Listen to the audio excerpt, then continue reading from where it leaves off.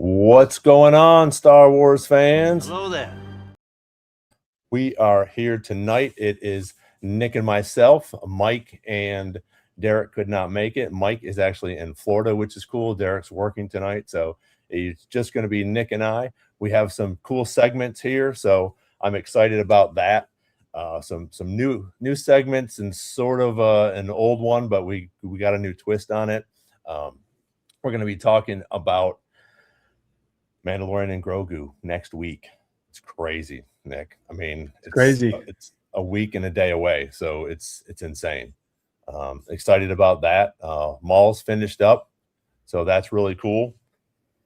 And unfortunately, and we can get into this. I guess maybe this is the biggest news.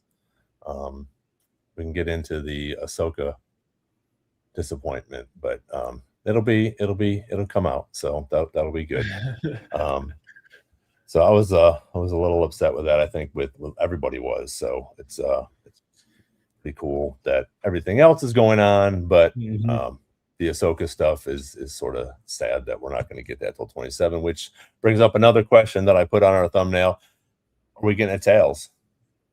So we got a bunch of things to talk about. Steve, 730 EV, Jessica's in the house. So thank you guys all for being here. Appreciate it.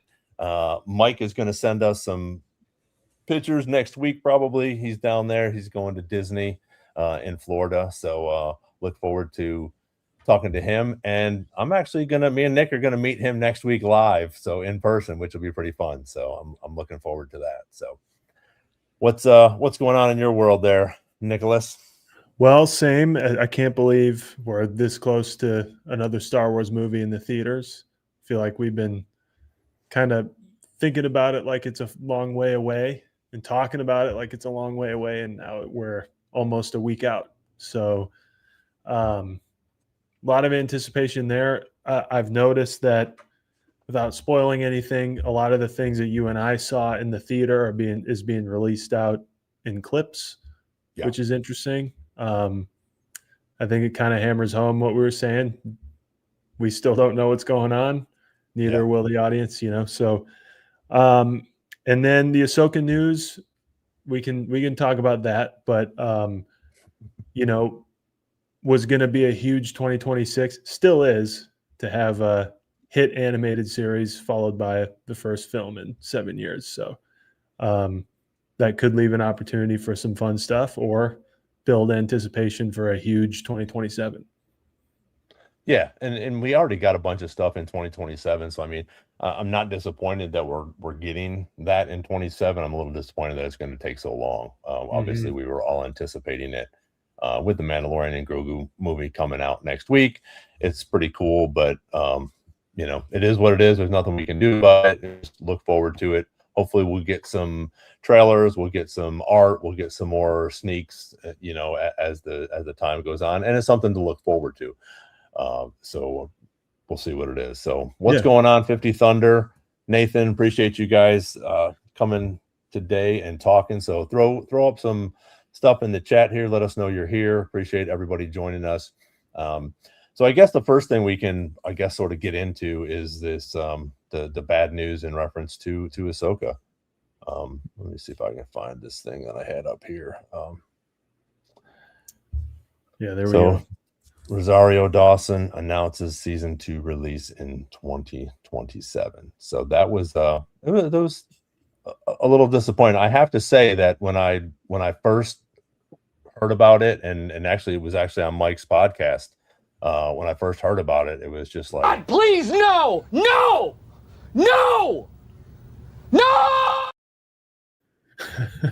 Like, seriously? So that was, it was crazy that got announced like that. And I think a lot of people were a little upset with that. Even 730 Evie was talking about that as well. She was a little disappointed. So what's your thoughts on that? Do you think there's something with Dave sort of trying to get everything in perspective with his movies now that this is going on? Do you think it's because they're trying to build up a little bit more Mandalorian and Grogu hype in media, or what do you think? To be clear, I'm also like disappointed that we're not getting it as soon as we thought. To be honest with you, I was basing my assumption that it would come out in the fall because it based on the fact that it came out in August last time, season one. Um, I don't know if I ever ran into like a confirmed date on the internet. I think we were all, if you can tell me or anyone in the chat can tell me if there actually was a date. I thought I was kind of just running on the assumption, so maybe there never really was a date. So whether it was pushed back or not might be a matter of like our expectations versus reality. Um, I will say, a little disappointing if you'd have said like season one ended and you're gonna have to wait 3.5 years. Yeah, that's tough. But we also got so much Star Wars in between. To answer your question though, Ron, I don't think this is a big deal at all. I don't think it's like a teeing up for movies. I don't think there's a scheme. I think they're going to release it when it's ready, and I would rather them take the time to do that. Whether it was confirmed, Holly just mentioned in the chat that there was no confirmed date, so maybe this was the outlook all along. And if you recall, like Rogue One got redone and reshot very late in its span of being made. Like a lot of what was in the trailers didn't make it into the movie because they changed the movie. Right. They rewrote it, they reshot it, re-edited, restructured everything. Same thing happened with Solo. Lord and Miller, who most recently put out Project Hail Mary, they were doing Solo. They left, and Ron Howard took it over. And like these things are not just common in filmmaking and stuff, but it's been common in Star Wars. The first two live action projects in Star Wars that weren't saga films experienced things like this. So let's say Ahsoka was slated to come out in August and they decided they needed more time. Sure, but I don't think we ever really got a date about it. I was really looking forward to seeing it, premiere within the year, especially right off of Mandalorian and Grogu. But I'd rather them take the time that they need. Especially if this was the plan all along, then fine, that's cool. I mean, 2027 is going to be massive, though, if Ahsoka comes out and then Starfighter comes out, which I think will lead us to some crazy theories anyway. Oh, yeah. Well, and I think also with Star Wars Celebration. Mm-hmm. Oh, yeah, of course. 50 years, I think it'll be massive. And, you can tee up Ahsoka with all the anticipation. I don't know when the actual release is in 2027, but yeah, I would rather them get it done how they want it done. And this is part of the thing. Like, I don't know, had we talked about if they wrapped filming on Ahsoka or not? Oh yeah, they wrapped that in 24. And that's and I know, was it Evie that said that there wasn't really a confirmed date, but I think I think it was 26 was sort of confirmed, maybe not, but I thought that we didn't know when. Maybe we were all hoping maybe September, October because of the movie, because of what's going on with Mandalorian and Grogu and with Maul. So we're coming at the end of a big three things coming out this year, which would have been fantastic. So, and I think Nathan said it. I think that they're probably going to, just make sure that things are lined up for the Dave Filoni movie, to make sure that Heir to the Empire or whatever it's going to come next, that it sort of lines up with Ahsoka, to see how Mandalorian does possibly. But I think it's more to make sure things are lined up with Thrawn, Ahsoka, Peridia, the Abeloth. If we're getting that, we're definitely going towards the Mortis gods. So that's a good thing, I think. Mm-hmm. I think regardless of when it releases, that's what it's kind of teeing up. I think the biggest change maybe to us on the show and like our predictions for stuff is how closely tied the events of Mando and Grogu and Ahsoka season 2 are. I think it's less likely that they would be like intricately connected now that they're going to be potentially like a year apart. But I'm still stoked for it. I mean, the more time they have with it, the better. And especially with if things were delayed with the recasting or gives them time to reshoot if they need to, which is pretty normal. It's not like a bad thing to have to reshoot. Um, Yeah. so if any of that needs to happen, and if this is truly a delay, then we've experienced it before, and we got Rogue One and Solo out of it. So Yeah. you know, Yeah. I think it'll be okay. Evie brought something up too, for Star Wars Celebration. I think there's speaking of that, I think there's going to be a lot of things next year that will get announced during Star Wars Celebration as well. mhm. So, but what's going on, Tim? Tim's on here. Thank you for joining us, Nathan. Vegas Jedi. Appreciate you guys jumping on. So let us know your thoughts on Ahsoka. It's just little disappointing, I know, but like you said, Nick, if they have time to just tie up some loose ends or maybe do some extra shooting for different things, it'll definitely be worth it.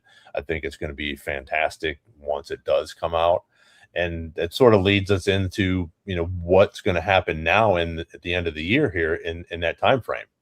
Mhm. Uh, I put all those tails up on the thumbnail. Or do you think we'll get a tails, and what type of tails do you think we'll get? And I'd like to ask everybody in the chat as well. Do you guys think we're going to get something after Mandalorian and Grogu?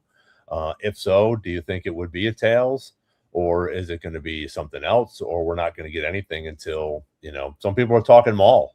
I mean, Mhm. how freaking crazy would that be to get 2 seasons of Maul in 1 year? I Yeah. don't think that that's going to happen, but that would be pretty awesome. How far apart were the Bad Batch seasons? A year?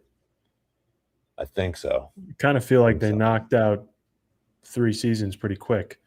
Um, but I think that also depends, like whether we get a tails or not. Maybe doesn't depend on this, but depends on when in 27 Ahsoka is slated for. If that's like Yeah. you know January, then the build up for the fall would be for Ahsoka, and a tails might make sense to plug in there. But if 2027 means later on in the year, then I feel like we'd be getting something potentially more than a tails. Yeah. But we haven't gotten a tails for a while, so we're kind of, in terms of Star Wars timeline, kind of due for one. You Yeah. know. But what do you think? Well, and Nathan and Evie both said something about the ninth Jedi story. I'm guessing, is that part of the animation, or is Yeah, that it's going to be just something separate? that, I believe, Nathan can correct me if I'm wrong, is about one of the visions, Okay. uh, like one of the fan favorite visions thing. Okay. Yeah. Um, So, and that's my thing. I mean, I'm not knocking Visions. I haven't seen any of them. Actually, I've watched a couple of them. It's not my thing. I know a bunch of people like it. mhm, My son Jacob loves it.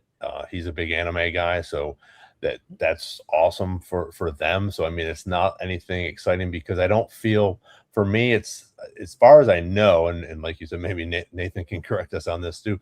It's not canon, which, not that I try to pull apart canon or legends or anything like that, but I'm really enjoying canon right now, because pretty much everything that is coming out is canon. We have the live action, we have Maul, we have the movie. So all of these things are canon.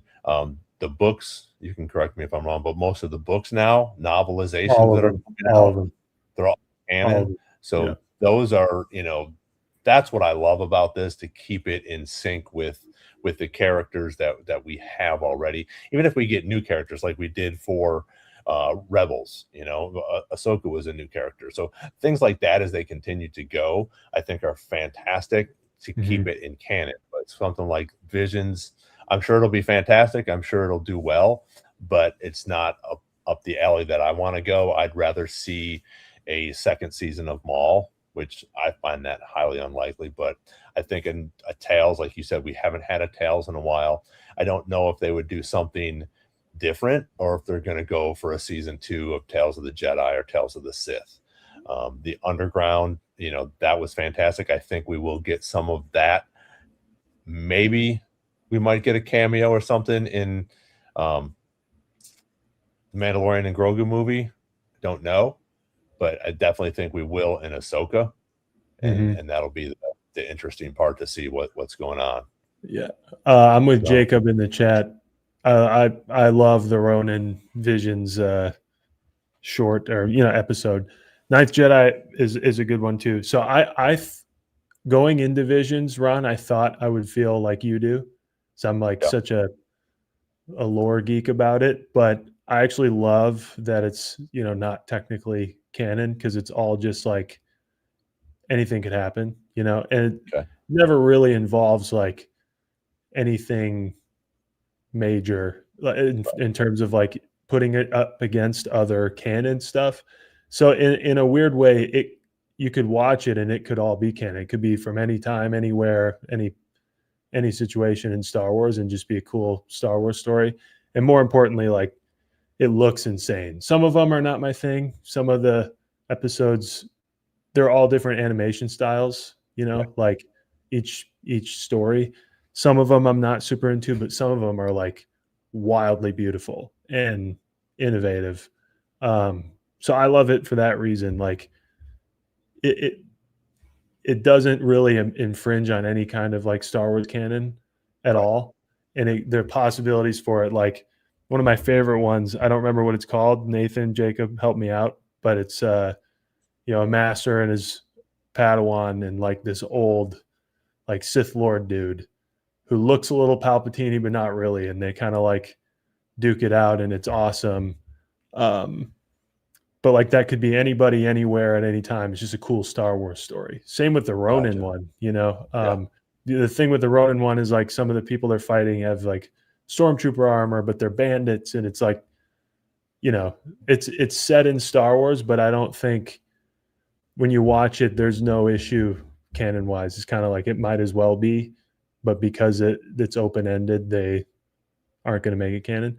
I don't know. Does anybody know if the Ninth Jedi is going to be canon? If it's its own series, that would be interesting because you yeah, could plug it in now. Take like a Vision story that was Legends or whatever, make it canon like we're doing with Legends anyway, like we did with Thrawn and all these different things. So well, and I that would think be that interesting.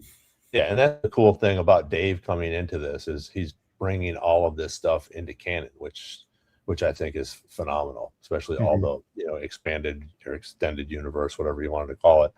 But Kevin and Jedi Vegas had a good point. I do think, yeah, I mean, internationally, well, especially the box office as well. Box office meaning, I don't know if you meant Mandalorian and Grogu, but I think as the Vision series and the ninth, I think do fantastic over there.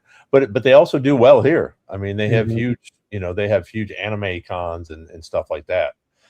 Jacob's got just as many anime pops as he does Marvel and Star Wars. I think probably more. So it's definitely pretty big over in Japan as well. So I think it'll definitely do well over there, which is Mhm. pretty cool. So, Yeah, but maybe I do need to give it a second spin and for just check sure it out. the Ronin one. I think you would Yeah. really like that one, Ron. And Okay. the one Jacob, just the Elder. That Okay. one is, I think that one's my favorite. But Nice. Well, that's like you the said, other thing too. Oh, they're new sorry, go ahead. stories. No, I was Yeah. gonna say that, like you said, they're new stories, which is pretty cool. If anyone in the chat is a Star Wars Visions head, what's your favorite Visions episode? Because I feel like everyone I talk to about it loves the Ronin one, but has their own personal favorite, and they're kind of all over the board. Which I think is one of the other cool things about Visions is it's like, you know, everybody experiences it differently. Yeah. Um, Does Austin watch Visions? yeah, yeah. Okay. I'll have to ask him what. But I think Visions is also one of those shows. Speaking of what we have going for the rest of the year, if the Ninth Jedi show is still coming out on time, it's one of those things that like people don't watch right away like they would a Maul. You know what I mean? Yeah. Like it might be on there for a little while. Like the last Vision season wasn't like a big, huge whoop like any other, like even the Tails. When Tails comes out, we watch it right away. Yeah. So I think if Visions is a more predictable series, people will watch it probably sooner. and then kind of probably fall in love with it, honestly. Yeah. Yeah. That's cool. So I did want to bring up a point. I don't know if anybody has noticed it. I have a new backdrop tonight. So that's why I wore my Millennium Falcon shirt. So Let's get you it's not a blue screen. It's a green screen or anything like that. I also have R2 here. Oh, yep. And C3PO is over here in the corner with us as well. So just a new little setup for this week. We will be live next week, but we will be in Boston, which will be fun. So definitely looking forward to that. It's going to be a good time up there. We're going to see a great movie. We have a couple other content creators coming, along with people from the chat here. Myself, Nick will be up there, and obviously Mike will be there. So if you guys can make it up there, that'd be awesome to see everybody, meet everybody in person, and have some fun times. We will have something fun next week for you guys, so make sure you tune in. Mike will be there with myself, I think Nick, and then we have another content creator coming on with us next week from Boston. So that'll be pretty cool. So yep, Holly, we'll see Holly there. So that's awesome. Appreciate it. So Steve, appreciate you jumping on here as well. I know it's late over in the UK, so always crazy. appreciate our UK people jumping on there. So yeah, yeah, I like commitment. this. Huh? That's commitment. Yeah, exactly. We appreciate it. Yes, absolutely. So what else here? We had so my thing, I'm gonna jump back into Tales. I think that we could possibly get a Tales the end of this year. I know, like we've just been talking about the Vision or the ninth Jedi. I think those things are a little bit of hype right now. I don't think they'll get the hype like obviously like Mandalorian or Ahsoka, but I think that it's going to be something this year. I think if they're taking Ahsoka away from at least what we thought was going to happen this year, I think that they will give us something towards the end of the year. Maybe it's a little further out instead of September or October. Maybe it's going to be a November or possibly a December drop, because what they've been doing with the Jedi or the Tales is dropping all of them at once, which is fantastic, because then you can just binge them. I mean, it only takes you about 45 minutes because they're only 15 minutes long, but there's so much extra information that you get in these, just like we did with Cad Bane and Asajj in the last one in the Underground, which was fantastic. And I don't think they put these out just for us to enjoy. I think they have something behind them, which is also going to be interactive with what's going on in the Star Wars use, whether it's the Mandoverse, whether it's going to be another animation that could possibly coming out. So I think that'll be interesting, what they're going to do towards the end of the year. Papa Boz, thanks for joining us. Just jumping on. What do you guys think in the chat? Let me know. Let Nick know. Let us know what you guys think. Is there something possibly coming out to take Ahsoka's spot? Do you think we're not going to get anything except for the Vision spinoff, the Ninth Jedi, or are we going to get a Tales? Are we going to get something new? Does anybody think we're getting Maul Shadow Lord season 2 then? Which would be fantastic, but I don't think we'll get that one. No, and I think the Tales, I mean, it's been a little while, right, since Tales of the Underworld. So, yeah. I think, like I said, we're due for one. I think it seems like whenever they do a Tales, one of them has something to do with something that has either just come out or is about to come out, and the other one is more its own thing, right? So in the context of Tales of the Underworld, like we were all wondering how Asajj is still around, Right. in the Bad Batch. She dies in Dark Disciple, that whole fiasco of fans kind of trying to figure it out, and then they cover it in about 3 minutes, and it totally wraps it up, like totally fine with the outcome, and then has her own Tales thing. And the Cad Bane's like for fun, And then we got, like, in Tales of the Empire, we got a Morgan Elsbeth one that nobody was asking for. I've said that a bunch of times.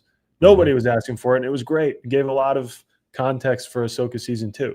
And I don't recall if that came out before Ahsoka season 2 or after, but It Yeah, season usually, one. season one. Sorry, but like I think it's possible if we get a Tails, it's either something that covers a base from Mando and Grogu Right. or Maul, or something that kind of helps us out for Ahsoka season 2. And then a fun one, cuz like the Dooku one was something I wanted to see for 20 years, and but the one that informed us about stuff was the Ahsoka one. Her survival in season 7, like all that kind of stuff. So um it's fun all the way around. But I agree with you. I think they usually try to tie them in some way with something we've either already seen and need answers, or tease us up for the next thing. Yeah, Vegas Jedi. That would be awesome. I don't know what they would. Yeah. I don't know what they would title it, but yeah, Balin and Shin would definitely be a cool one. I Mm-hmm. like that, and that could be cool. Also, going into give us a little bit more background of Balin and Shin before we go into Ahsoka season 2. Yeah. Possibly see what we're going to get into with them, which would be pretty cool. Another thing, people, it's going to be 4 years, which I didn't realize, since Ahsoka season 1. If Oh we yeah. have it, I mean, almost 4 years in August 2027. 2023 was when it came out. So, Yeah. it's a long So time. And you think about it, like a lot has come out since then. The Acolyte, Skeleton Crew, Andor season 2, Maul we just got. They've been making Mando and Grogu. So it's not like they haven't been doing anything, but it does seem like a kind of a long time between seasons. yeah, Yeah. no, I think so. But I agree with that take. A Balin and Shin story would be great. I would put the asterisk that I would rather see it from Ahsoka season 2. Like I'd rather it be a part of maybe some of Balin's dialogue in Ahsoka season 2. Learn from it, from the show, and then Yeah. maybe see it in a Tales or something. But I like that right now there's a lot of mystery about it in the show. That's just me. This is my opinion. But Yeah, Mandalorians. I didn't get to it earlier, but Mike's in Florida.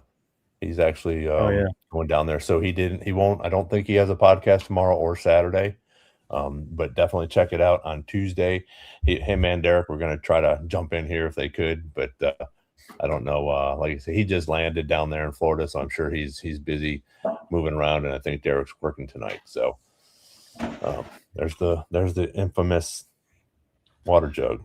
without Mike here, I've got the biggest jug in town. That's right. So Mandalorian and Grogu next week. How excited is everybody about this on a scale of 1 to 10? 10 being I can't wait to freaking see this movie. Let us know what you guys think.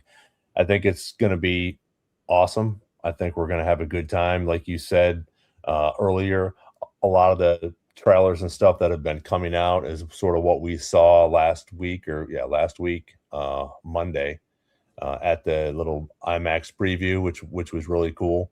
So that was a fun thing to do. I put a little short out about that if you guys haven't seen it yet. I also ended up dropping the short for all the shirts that I have. I got a couple parts to it, but part 1 has dropped with the first 50 shirts. So have to go check that out. So what's your hype level for Mandalorian and Grogu? Are you like, this should be pretty good, or are you like, I can't wait to sit down and sit in the theater and get this? Yeah, I would say my hype level has more to do with going to a Star Wars movie than like being hyped specifically for Mando and Grogu. Not that I'm not. It's just like I really want to get back in the theater and see a new Star Wars movie again. And that's what's kind of dominating my excitement. Because when it comes to Mando and Grogu, like, you and I saw the first 30 minutes or so, and still don't know what's going on, right? Yeah. In a good way. And so I don't I'm not going in there with any kind of like expectation of what I'm going to see or anything, which is part of my hype too. So I think it's more like I'm excited to go into a Star Wars movie where I don't know what's up Mhm. and ready to just experience it and then go right back in and watch it again and with new eyes and like the whole experience I'm just looking forward to. It's been a while. You and I went and watched Revenge of the Sith and that was amazing, Yeah. but we've seen it hundreds of times. So like um I miss the feeling and it's good to be back. Yeah, I So think it's gonna be fantastic. I wanna say hello to Brandon Baker, saw you got on here, hello, and, KG, stick around for a little bit, we do have that segment coming up, so if you guys go back and, check that out, we will do the mic drop this week for sure and mhm. get everybody's, opinion on that.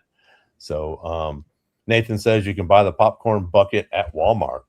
That's pretty cool. Dang, Not pretty bad, not bad. cool. April, welcome. So I just saw April jump in there. So, and Evie agrees with you. But yeah, I think it's going to be fun just getting back into the theater.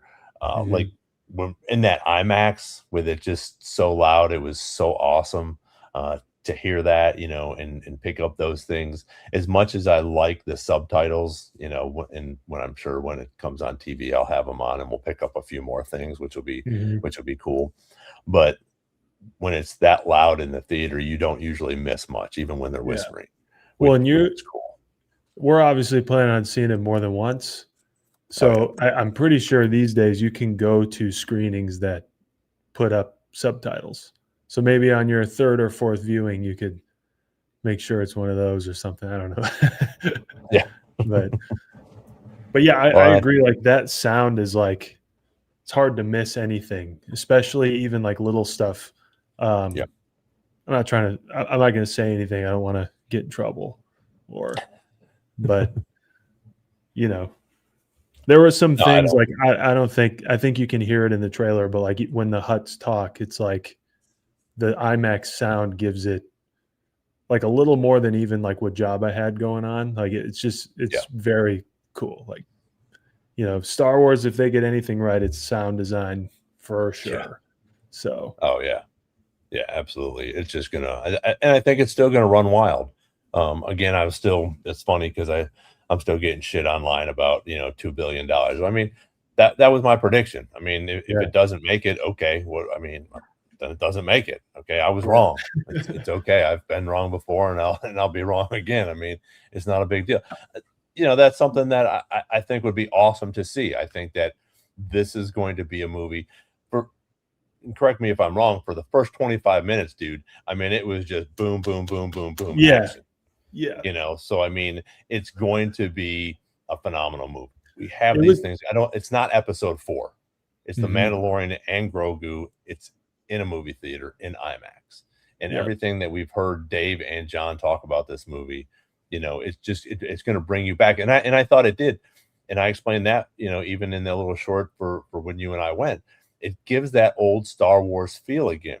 You have Mhm. silly little one-liners in it, which is typical Star Wars. There's no scruffy looking nerf herder, but I mean, there's some cool things that they say in there, some funny little one-liners, along with the action, the stormtroopers, Mhm. everything that's going on. And for me, it's cool because we're only 9 years or so, I think, away from the original trilogy. So we Mhm. still have a lot of cool Easter eggs that we've seen with R5 and some of these other things, Tatooine, going back and showing Easter eggs from the original trilogy because we are so close to it. So those Mhm. are the fun things for me and what I think. So Yeah. it's Mike. And Welcome, it all Mike. Mike's in the house. I would also say, and Mike maybe can attest because he also saw it. Um, it looks if you were ever like thinking there was a difference, which is fair, like that there's a difference between Mandalorian season 1 through 3 in the way the saga films look. Like Mandalorian and IMAX does look different. Like it looks like a movie. And I know that was some of the concerns about like it pacing different, but Ron, you're absolutely right. Without giving anything away, It's very fast. And we only saw, I think at this point, Ron, what do we have, an hour and 50 minutes left to see, which is like an entire, is it like 2 hours 20 minutes, or what's the, Yeah, 212, I think, is or I don't 212? know if that's the So runtime or if it's the right. total movie. Because if it's and that's the thing that sort of stinks too, even like with some of these TV shows that come out, when we get Maul or something like that, you're like, oh, it's 30 minutes. Well, it's only Yeah. 26 minutes because there's 4 minutes of that. So, and as we Yeah. know in movie theaters, there's obviously a ton of credits. Speaking of that, two things. They don't do the scroll, which Mm-hmm. is different for a movie, but they do it similar to like Solo, which I Mm-hmm. thought was cool, or even Ahsoka, where they give you like a little script on there. You get to read of sort of a little bit of what's going on, so it covers it that way, which is cool, I think, because we don't want it to be the exact same thing. Like a lot of Yeah. people were talking about the Force Awakens, was pretty much a duplicate of the A New Hope. Mm-hmm. And I don't think that that's how this is. I think it's just a little bit different. And the other thing is I don't think, you asked me that, I don't think that we've ever had them put up the names of the actors and Yeah. actresses first. I think I It elbowed you goes, during that. yeah, it just goes Yeah. right into the whole movie. We Yeah. just start usually with, a ship coming in or whatever the case may be, whatever that first scene is, and then that's the movie, and Mm-hmm. we're rolling. Yeah. So this is a little bit different, which is cool. I mean, I'm okay with different, and I just think the background that we have with Mandalorian and Grogu, I think that the amount of people that are excited about this uh, are going to go see it in the theater. And I think once that first weekend opens up and people are like, man, you got to go see this movie, people are going to go back and start watching it and want to go into the theater and see that. So I think that's going to be a cool thing that will maybe not break records that first weekend, but I think as we continue to go on, people are going to want to go and see this at the theater for a Yeah. while. And I hope it stays there for a minute, because I think that's going to be the best experience. It's going to be awesome to sit in my recliner at home with, a soda and, whatever, to just chill and watch it. But it's also going to be awesome to watch in the theater as well. Yeah. And I think it was, to your point, I feel like it's kind of designed to do well for more than opening weekend, because I think the people like us who are planning to see it maybe more than once that weekend are going to fill that up. And then anyone who was busy Memorial Day weekend is going to go back and see it. So I think it'll have a strong first couple weeks. It won't just like make all its money in the first week. But yeah, I mean, we've said it over and over again, having Star Wars back in the theaters is just a different experience. And to your point earlier about the opening crawl, I'm still like dying on the hill of they're never going to do it if it's not like a numbered saga film. Yeah. I think they're always going to do it like Ahsoka or Solo style. Quick blurb gives you enough. I don't remember if the Acolyte had one, but quick blurb gives you what you need and it goes. But yeah, I elbowed you in the theater because they've never, to my knowledge, they've never done opening credits ever. No, I don't think so. And as a matter of fact, I feel like there's a story that like George Lucas and Lucasfilm got in trouble back in the day for not having opening credits and just paid a fine for it. But it's like one of the most iconic things about Star Wars. Crawl right into the movie. Yeah. And you're going.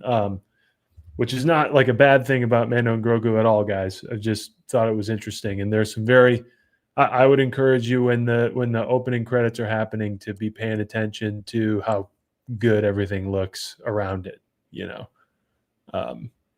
We all know who's in the movie.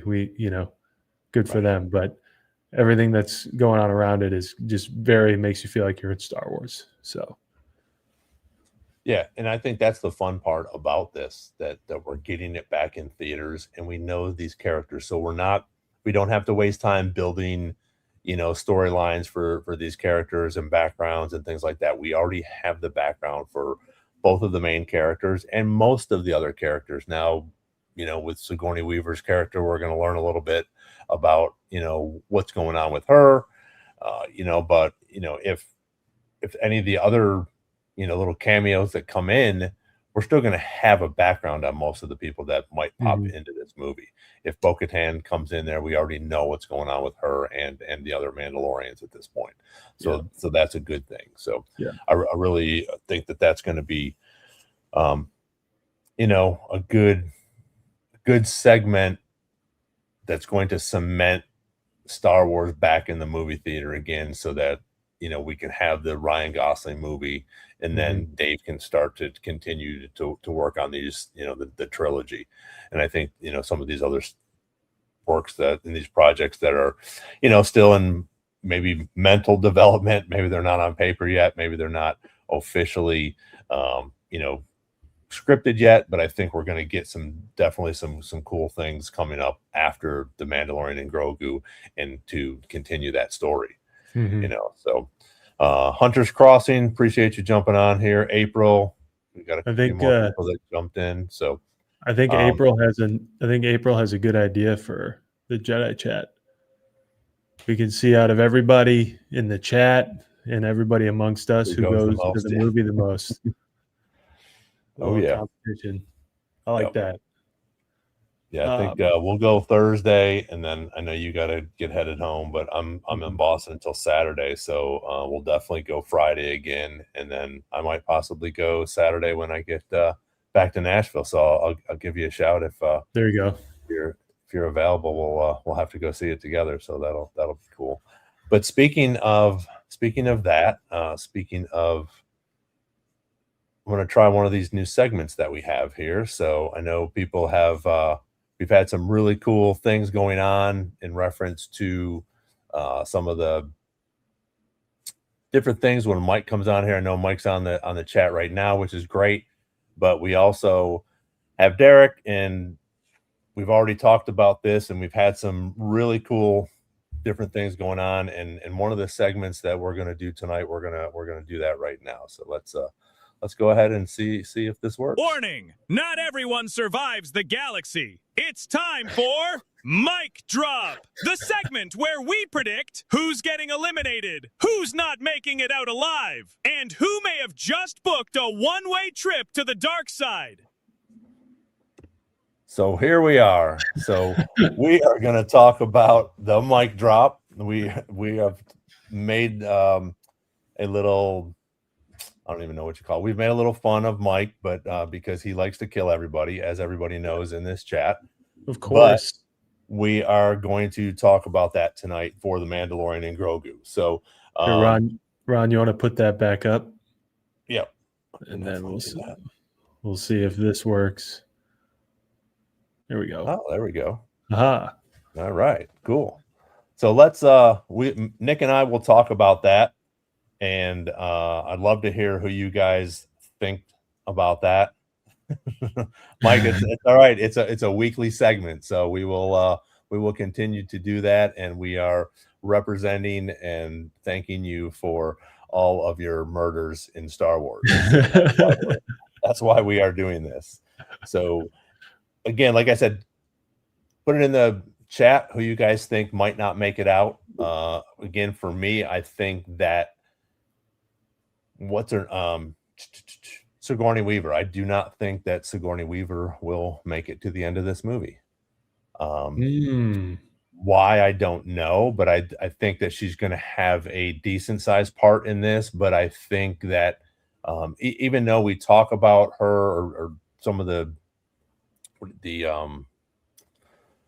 trailers and stuff that have been coming out. Some of the trailers and stuff that have been coming out. I wanted to sort of see what was going on with her. And like this last one, she talks about, Din, you might not make it back. But I also think that she's going to be put in harm's way. And I think that she is one of the characters that will not make it through. I do disagree. I think I disagree with Mike. I don't think Din's going to die in this one.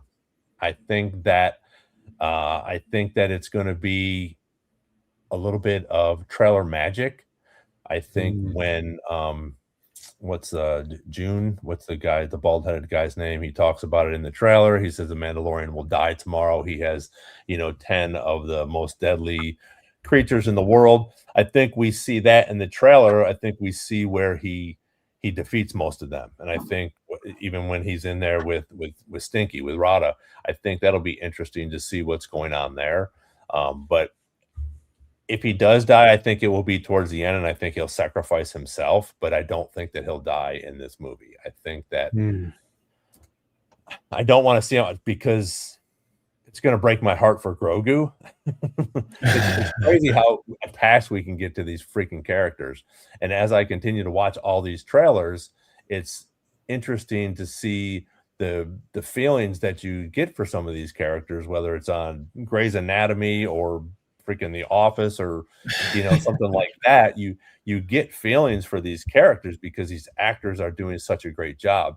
And then you have this again, I think we're all dog lovers on here, at least on the podcast and the chat. I know a few people love cats and dogs, but it's like getting that little baby Grogu, it's like that little pet that you love, and he's so damn cute. And when something happens to his father, it's going to be devastating. And I think it's going to be interesting to see what happens. Again, like Mike says, nobody really survives. I mean, all your favorite characters are dead in Star Wars, unless your favorite character is Palpatine, because Palpatine. Yeah. Well, so let's go back. So at first you said, who is your first mic drop? Yours. Mine's going to be Sigourney Weaver. Yeah. Okay. I saw in here Spybot mentioned, not to switch shows, but like I didn't think Spybot was going to die. So you think she'll, whatever pops off, she'll die in some way? Because Nathan in here has been teeing up a theory. He thinks she's a double agent. I think that'd be pretty cool. It's the right actress for it, Yeah. But I think Nathan, like if your theory is correct, then yeah, she for sure will die, maybe, or becomes a part of a larger story. Where do you see that fit in Ron? Honestly, I see it in an X-wing. If she's going to be a pilot, whether she's a captain or a general or whatever, I don't even know if we know her rank yet, but I think it'll be in an X-wing. I think it will be in a battle. So again, it could be a Haldo move, where she sacrifices herself. Yeah, one of the poor Anzellans. Yeah, definitely one of the poor Anzellans is going to be gone too. Like I said, it's getting eaten by Mark, the dog, Embo's pet, which would be good. And I'm rewatching. Mike just said he's rewatching Ahsoka. I'm actually going through Mandalorian right now. I'm just finishing up with season 2, which is, as we all know, freaking awesome. And I think season 3 is as well. And Mike will attest to that because he just got done with season 3. So those are cool things to be brought in there. But again, we see, these different characters die as we go along. So my thing with Din dying in this movie, I think it would be an interesting theory if they kill him off in the first movie. We do have 4 seasons of him, but we'll see what happens. It's a good way to see what happens. Yeah. Mike put something on here. I would say even more so with this Imperial spy thing. So Mike said he's rewatching Ahsoka and there are a ton of Imperial spies in the New Republic, but I still don't think Sigourney is one of them. Fair. I think Nathan is onto something cool. I just don't think it's her. And the reason why I think we should look out for it, though, is because not just does that happen in Ahsoka, but there is an entire story arc in Mando season 3 about this very thing. Pershing's entire episode is about, kind of like planting the seeds for First Order stuff, how it happens. planting seeds for some of the novels that came long before it that are canon. I've said it to you guys a lot that I think to expect some like Mandalorian specific storylines that carry from season 3 to the movie, because that's where we're coming from. If not, then that's fine. It'll probably be a great story either way. But anyway, all that to say, I do think if Din dies, it will not be as a result of anything that we have seen or think.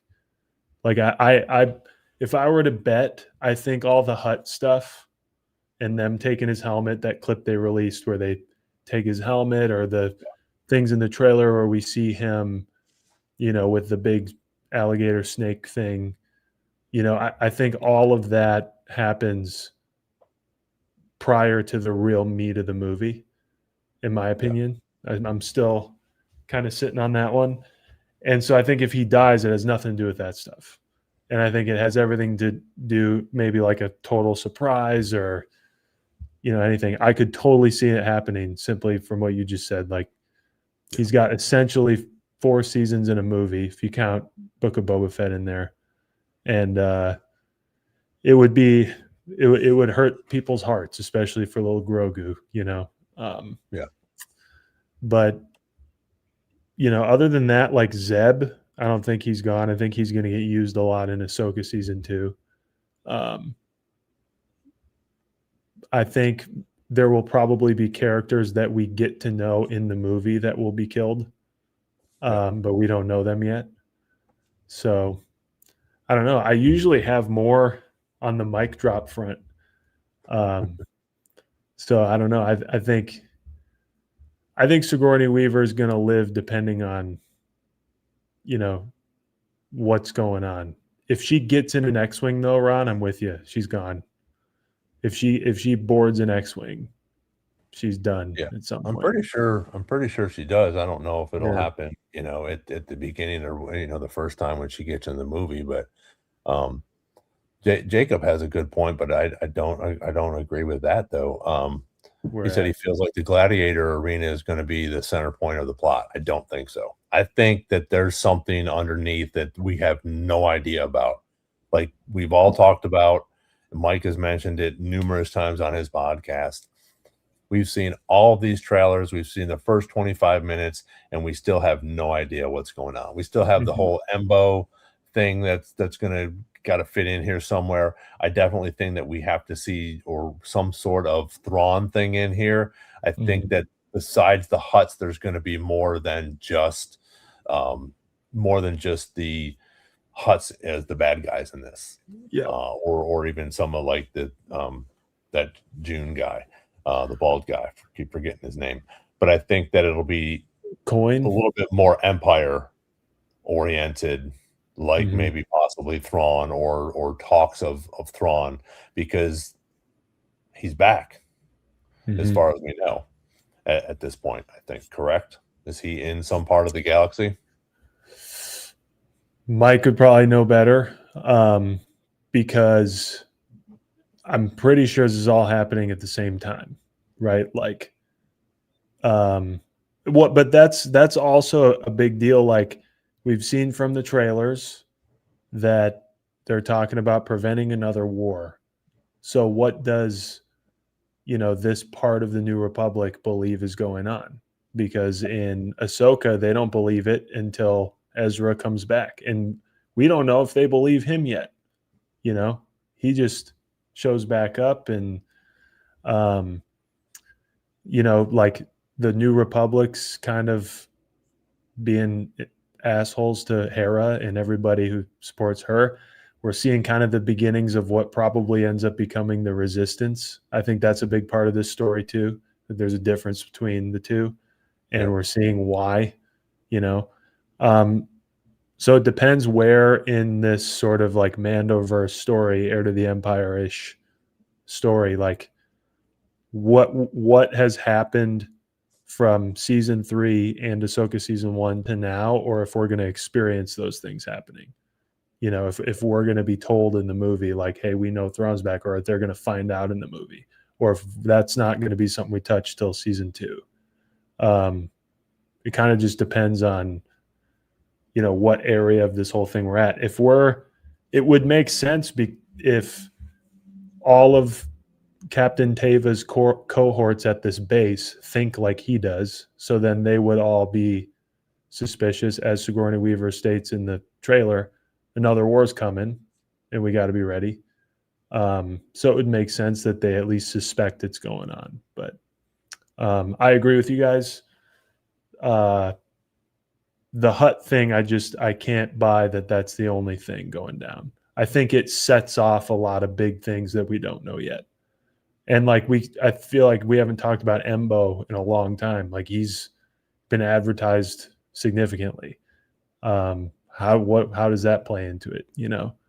We haven't talked about Navarro.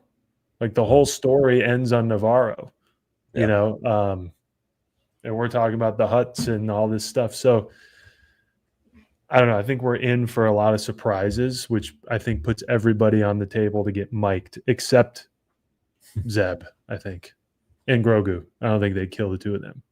No. Well, and I think Carson Teva will probably be in this. And if he is, they're definitely not going to kill him off, because I would say that he's going to be in Ahsoka season 2 as well. So those are, people that I think that won't get mic'd, but there is, anybody at this point could. Even in Rogue One, I didn't know. I mean, we all know that everybody at the end is going to die, but I didn't see Galen getting killed by the blaster fire of an X-wing, after he's the one that, released all this information that actually ends up, saving the galaxy from the first Death Star. Yeah. So, there's all of this stuff going on. We have to figure out what's going on with Grief Karga. We have to figure out what's going on with Gina Carano, with her character. She's definitely, I don't think she's going to be in it. The lawsuit was going on at that point. So even though they've all made nice again, I don't think she's going to make a cameo in it. So we have to have some sort of different, friends for Mando. If Fennec and Boba come back, that'd be freaking awesome. Same with Bo-Katan. So I think that we could see some of these characters in there because they were big characters in the Mandalorian show. And I don't think you can do a there's movie. There's a lot of people and a lot of things for 2 hours, so maybe this is its own thing, and in that case, Jacob might be right that it centers around whatever takes place at the Gladiator Arena, whatever. But I think we're going to be. I also don't think that Lucasfilm and Disney would put out this much, especially in the way of the clips they're putting out, if the movie had anything to do with it. No. Welcome, Chopper. Mike's actually in Florida. He was on here for a little bit. Not sure if he still is. So I thank Mike for jumping on here for a little bit. Thank you, Chopper Base, for jumping in here as well. Yeah, it's just a little bit of a new background for this week. I got it. It's not a blue screen, which is really cool. It's actually a background, so I can move around, and I have R2 over here with us. So you doing okay over there, R2? Unfortunately, we can't hear him, Ron. You can't hear R2 today? No. Oh man. Well, that's no fun. Were you able to hear the beginning of the mic drop? Yes. Okay. Heard all that. But speaking of, if anyone has joined since we started it, the mic drop is now famously a part of Jedi Chat lore, where we discuss what characters are going to die or have died. So we're talking specifically about Mando and Grogu. If you're just joining us, put maybe a list even of who you think is going in the chat. And if we haven't talked about them yet, we will. Also, should note that we're doing Q&A tonight later. So if you got any, throw them in the chat. We're talking about them.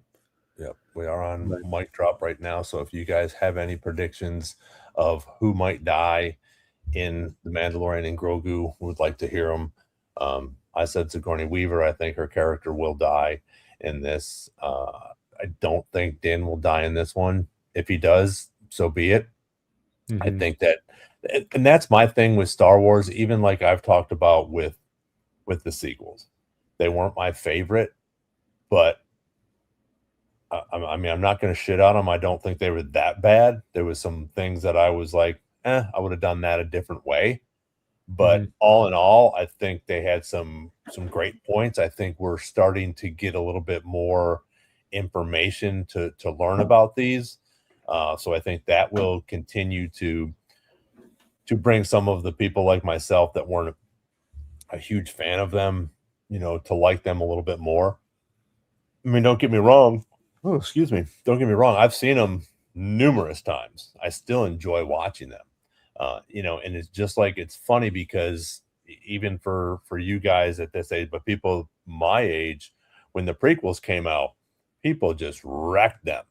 Mhm. Wrecked Hayden, wrecked Jake Lloyd. I mean, Jake Lloyd, like they killed his career because Yeah. they made unfortunately, for him. But I mean, they all I thought did a great job. I mean, people bitch about Anakin being this little whiny, teenage boy. Well, guess what? Most of us Yeah. boys when we're teenagers, we're whiny little brats, Yeah. and this and that, and you're going through hormones and you're going through life changes, and now all of a sudden you have these powers and you're out, with somebody else trying to help save the galaxy. So Mhm. these different things that went on, and now Hayden is worshipped for Mhm. his, for what he did in those movies, which is rightly so. I think he did a fantastic job. And I think that, George did a fantastic job, with those. And as we have continued to go through with the whole Disney turnaround, I think they've done a good job with that. And I think if we can get something, I'm going to say it now, but something for the Acolyte, you know, uh, Mhm. for a season two, that would be phenomenal. I think it could. I think it could help the ratings on season one. I think it could maybe possibly bring some fans back around. Speaking of that, it was funny. I was out of town working a couple weeks ago and came across another Star Wars fan, and he was a fan. Anime, or I mean, animation, did all of it. We chatted for probably about a half an hour, and he walked away, and I said, which is this is crazy because I think this is how it's going to be from now on. I was like, "What'd you think about the Acolyte?"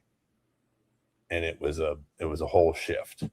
I could Yeah. I could see I could see his wheels starting to turn in reference to the Acolyte, and he told me some of the things that, and he went right into the things that he didn't like about it, Mhm. and that's okay, because there's some things in there that were, could have been explained a little bit more, maybe could have been drawn out. I know the whole turning the kyber crystal, red just like that. A lot of people were unfortunately a little disappointed in that. But I think if we can get some more, if we could get a season two, if we could get some more information about these type of things, it's going to bring the ratings up on these because they were really good. And some of the people that were disappointed in how the story went, if we possibly, get some background into this, you could see where this was going, Mhm. you know. So, but that's my little rant on the Acolyte. Sorry, No, it's sorry funny, for the like, laugh. it's funny that, like, the goalpost shifts, like, for a long time is like, "So what'd you think of the sequels?" And now people say, "So what'd you think of The Acolyte?" And, there's always gonna be a, "What'd you think of the prequels?" Right. Um, you know, I was talked down to by grown adults when I was a kid for liking the prequels as, like, a, small child. So, Yeah. don't tell me this is new, this is, Ron, you've seen it all, but I've seen a lot too, and, Yeah. I think the more I think the more everyone in the chat knows this, but like it's hard to for people that don't watch the show or like maybe are more people you meet in the wild who you're talking to about Star Wars. Um, there's a weird kind of like expectation that we have where we see it, and if you don't like it, you might be like disappointed, but you know, like more is on the way. You know what I mean? Like if you see something like, say, I guess the Acolyte's the example. If you even like the Acolyte, but there was stuff you didn't, and you're like, why is that a thing? You at least, I think the people in this chat and us like know, well, eventually there's going to be something that kind of like smooths that out for me, right? That's how Star Wars works. In many different mediums, they do it. Obviously, I think we all wish it would happen exactly how we want it to when we see it, but like it's not the case. You and I didn't make it, so tough shit, I guess, is the is the thing. But I think we have this understanding that the world is always getting bigger, and same thing with what we're doing in Mandalorian. Some of the things in the whole Mandoverse might get addressed by this movie, and you're not even expecting it. And it was like a huge deal 2 years ago, and they'll get Asajj Ventress, like I brought up earlier, maybe 2 minutes, maybe 3 minutes in Tales of the Underworld, squashed an entire year of people bitching, and I think as a Star Wars fan, we kind of know that's coming and got to enjoy it for what it is. And there are even things like we're watching it because we want to see it. We want to like experience the stories and the lore and all that kind of stuff. And do we need a separate Acolyte season to explain why the lightsaber turned red? Not really. You watch close, it's touching her skin, she's freaking out, she's very powerful, turns red, end of story. Yep. The alternative is an entire episode about how to bleed your crystal, which would be cool, but is probably more appropriate for a different story. Probably more appropriate for like a legacy character, so it'll do that like in different ways. So there's my rant. But so we're even. And I appreciate that, and I think that's why we're here, to talk about these fun things. And I thought, I think it's April that brought up a good point in reference to the Ewoks. Yeah, the Ewoks got shit on, back in the day as well. Which again, and even like with Jar Jar, I sort of in my head canon, I compare the Ewoks to Jar Jar because if you don't have either one of those, the story changes. Okay, you the Ewoks help at the base to make sure that Han and Chewie and Leia and that group gets blows up the shield, and if they're not there, they're done because they've already got captured. They're inside.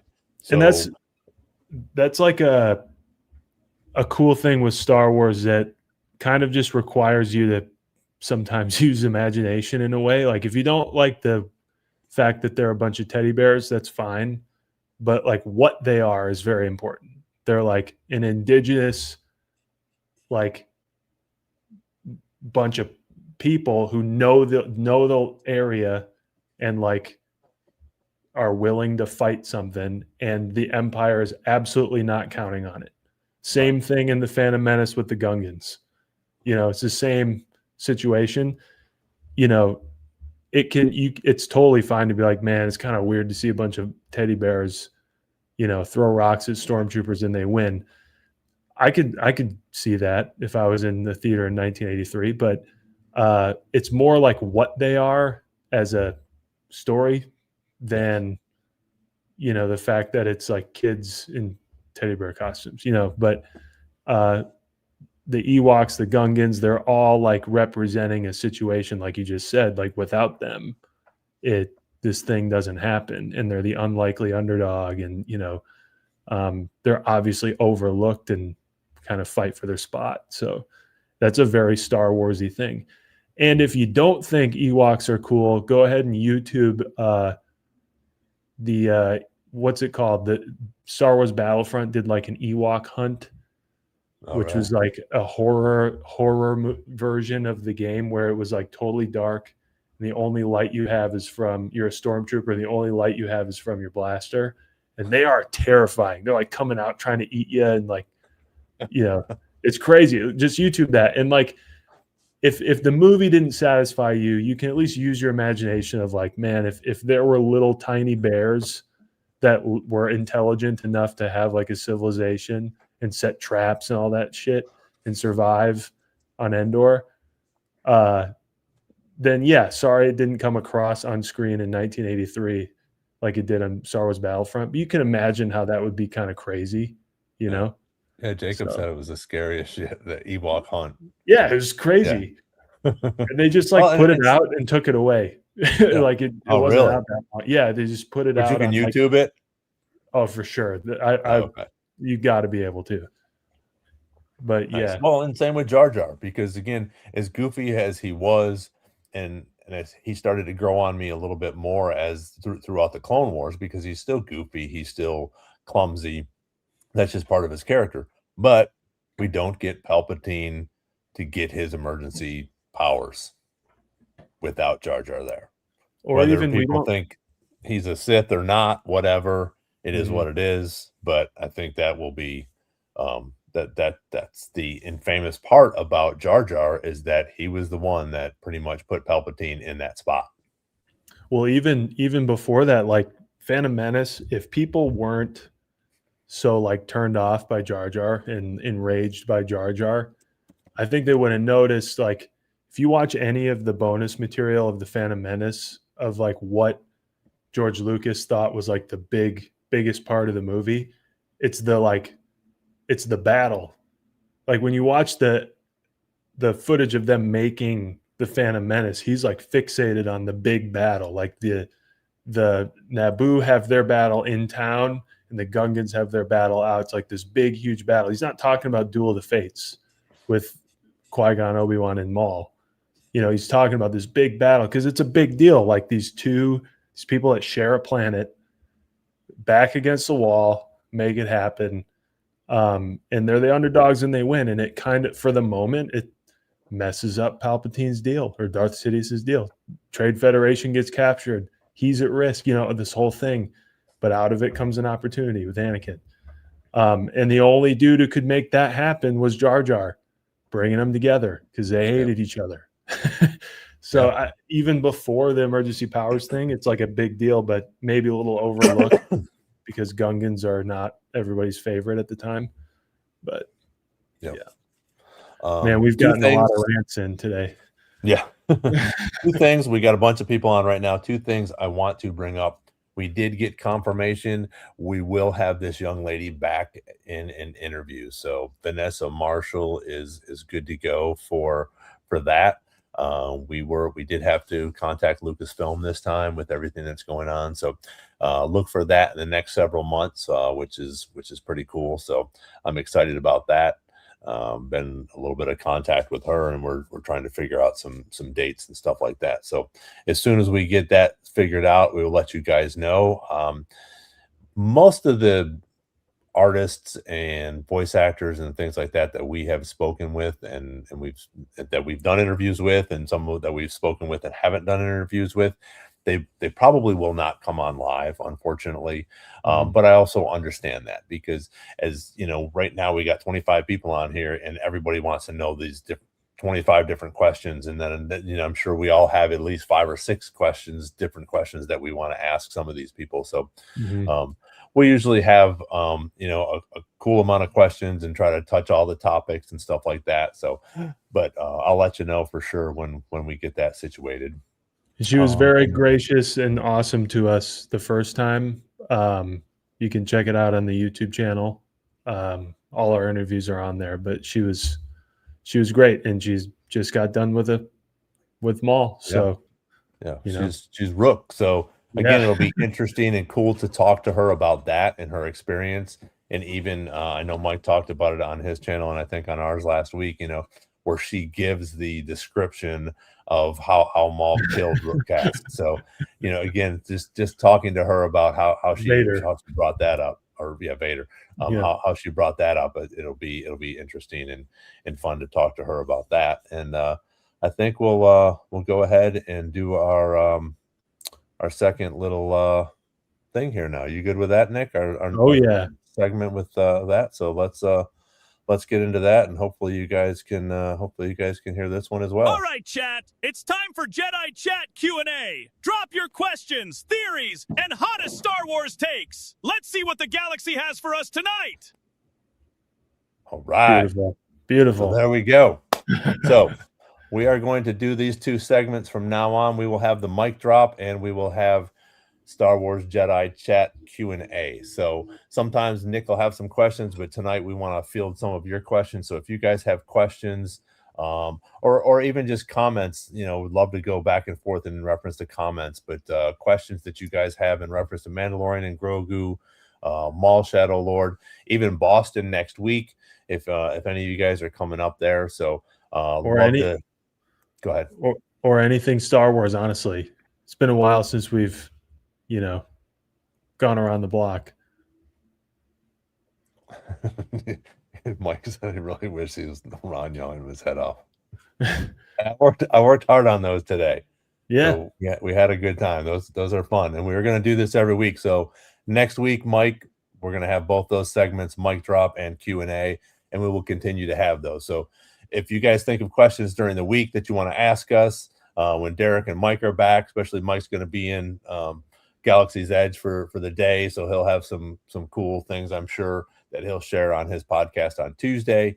And same with Derek, just coming back from the Star Wars night out in California, which definitely going to have to look into that. That was pretty cool, because it's almost sounds like it's a little mini celebration out there in the park. So that could definitely be fun to do on an annual or semi-annual trip. So that would be cool. We got our first one, Ron. Who is Morak? What do we think? Thoughts? Ron? Thoughts? That's what I was saying to you. I think Morak is just some guy that became an Inquisitor, but I think his most interesting character development has yet to come.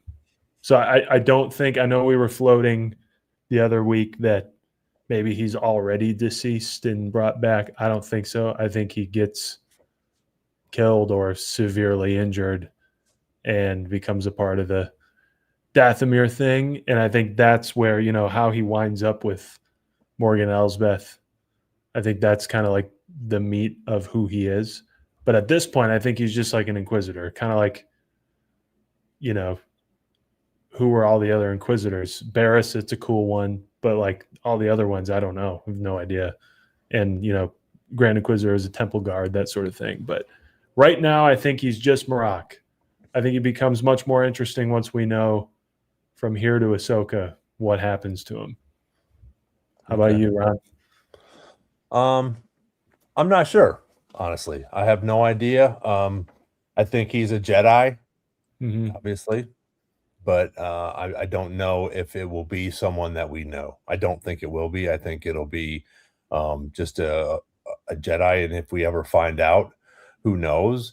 Because like you said, we still have a lot more story for him, whether he died at the end of that when he got pushed off the cliff and they find him and bring him back somehow to, with Morgan, and however that goes along. But I think in Maul Shadow Lord, the second season, I think we'll see a little bit more of him in there. I don't think he has gone to the green smoke yet. I don't think they have taken him into the to revive him yet. I think that he probably survived the fall. He just wasn't able to get back up there by the time everything was finished.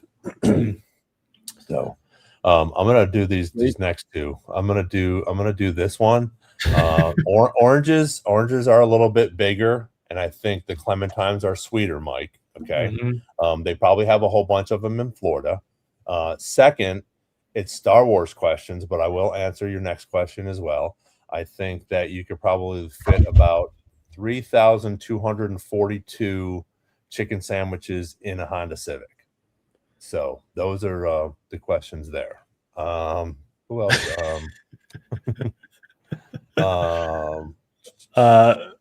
Should we do? We got a whole bunch. Wow, you guys are awesome. Thank you for about doing Holly? This. I was looking at that one as well. I think that would be awesome. And I think we will at some point. Mhm. I would love to see him in Mandalorian and Grogu as it comes out, because, like I said, Mando's going to have some friends as we go through this movie, I think. Yeah. And if we don't see Boba Fett or Fennec or anything like that, we're going to have someone like Hondo. I would almost think we would see Hondo in something like this instead of Ahsoka. I don't really see a need for him. I mean, there's always a need for him. We could find, wherever you're going or getting into, or some sort of pirate thing that he can sneak you into or get you out of, for sure. But I think we would almost need him more in Mandalorian and Grogu than we would in Ahsoka. Mhm. Yeah, I think, if only we had Derek here, because I don't remember exactly the details, but, like, they kinda went out of their way to make to make the Mandalorian and Grogu a part of his thing at the park, and to me, like, I don't know, that seems a little too coincidental, right? Like, the Hondo has the ride, Smuggler's Run. They kinda went out of their way, not just in the park, but from a, announcement level to say, "Well, yeah, Mando and Grogu are there with Hondo," all that. They're just off screen. So I think that puts the likelihood of him being in there higher than we would normally say. I do think if we were to ever get, say, Skeleton Crew season 2, that'd be his Oh yeah, that'd be his jam. yeah, Um, absolutely. so Well, and I I also think with the new Star Wars Disney stuff coming out with that ride, if Mhm. Hondo is still associated with that ride, there's a good possibility as well that we could see him in Mandalorian Right. Grogu. And I would think he would be, because animatronics are not cheap. So I don't think they would just get rid of it, a handful of years Yeah, in. But who knows? yeah, They update the park all the time. But yep. I'm gonna go to 7:30 Evie here. What made you Okay. go all in for Star Wars? You asking Ron, me? you want it? Yeah. Okay. Yeah, I was looking at that as well. So, again, appreciate. Hopefully, we're going to try to get to all these as we go along. Um, I think it was when the prequels came out, because again, I was younger. I was 10 when A New Hope came out, and loved it. Empire Strikes Back, my favorite. Return of the Jedi. I mean, just amazing. Some of the scenes in there when we got to see the barge and Jabba and all those things, and then go back to Dagobah, and just everything about that first trilogy was awesome. But then it sort of died off, and we didn't have it for a long time. So it was like, okay, this was cool. But again, I still have some of my stuff from the 70s and 80s here in my room on display, but it was just sort of died off. But I still loved it. I didn't wear, I don't think I wore too many Star Wars shirts in high school at that time. So there was a lot of time in between. But once the prequels got announced, I mean, first of all, I mean, my head exploded you know, when we got that. I Mhm. thought that was amazing. When the prequels were announced, for me, it was, very, very similar to the whole, I'm trying to find it here. I just downloaded this just for today. When the prequels were announced, it was like this. Hey, okay?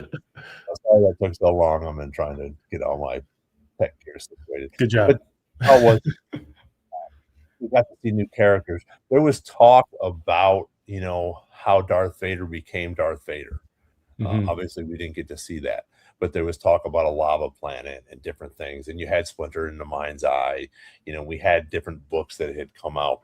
But when they came out with the prequels, and we got to meet a young Obi-Wan, and we got to see Qui-Gon and Maul, and all these characters that were associated with now Anakin Skywalker, and we got to see Anakin grow up and turn into this, and you have a little bit more empathy for him, I think, as we watched him grow up. So for me to go all in was when the prequels came out.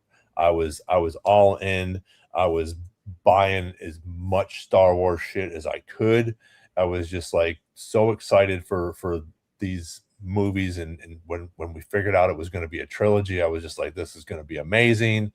And even when we go into the new part where we're, you know, I thought it was sad that George was stepping down, but I thought it was a good deal, and I still think it is, because Disney was one of the biggest, you know, platforms out there that has so much money that they were able to do a good job with this. And I thought, Mhm.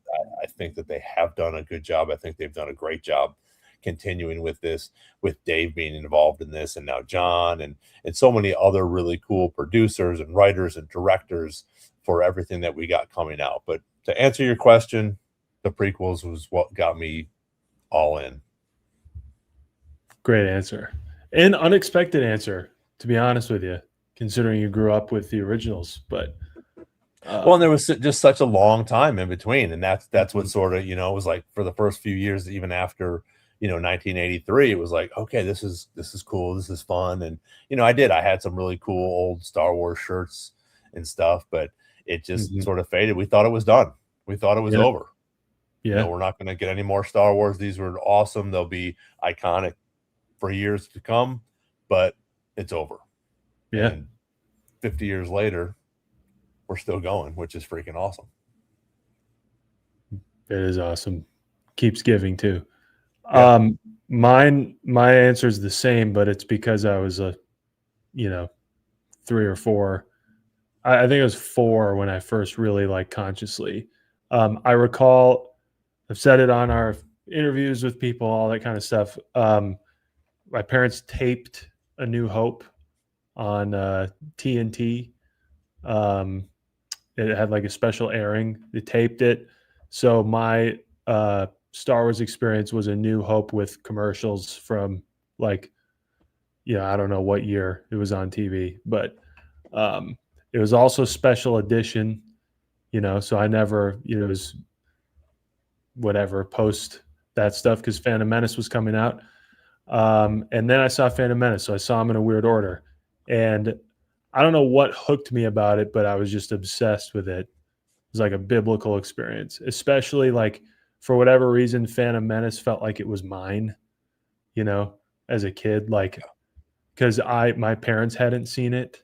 So like we saw it in the grocery store in the rental thing, and the Mhm. whole rack was all Phantom Menace VHS tapes. So it was like, I want to watch that. Um, and so that felt like it was mine. And then the prequel era was just huge for kids like myself. And I know Austin's in here, Jacob. Um, it was huge. And we didn't know people hated them, Right. like, and it was also a dense time. Like I was obsessive over it. I kind of am in general. Like if I'm into something, I kind of like solitarily like look to research everything about it and try to figure it out. So at that point, like most of the EU was already written or like still kind of coming out. Um, Knights of the Old Republic came out. Video games were kind of like a pretty common part of Star Wars. The micro series, the original Clone Wars series, the 2D animation one was huge. That came out on a weekly basis. And then if you didn't see it, you missed it, and that was all the answers you would get for Yeah. between 2 and 3. So like that whole time was like a lucky time to have been hooked. And so prequels for me just felt like, as Star Wars does, it felt like it was mine. And I feel like that's how everybody feels. Like this is my thing. And so many people love it. I can like talk to people about like, this is a Yeah. thing. Yeah. So, Look at us now. yes. You know, Yeah. literally. I mean, 50 years from the beginning, but even what, 20, almost 30 years, you know, for you. Hmm. And we're still here, you know, we're talking about it for 2 hours, you know, each week. Mike's talking about it for 6 hours, along with other hundreds of podcasts out there. So Hmm. they're doing something right. As much goofy hate and whatever is out there, they're still doing something right because they're still Yeah. putting product out. So I'm gonna do let's another do one of um, Mike's. Yeah. this Oh, one. that one. Okay. Yeah. Mind if I take this one first? Nope, go ahead. My answer is yes, if we're ever gonna do The Path. So from she, obviously Reva's from Kenobi.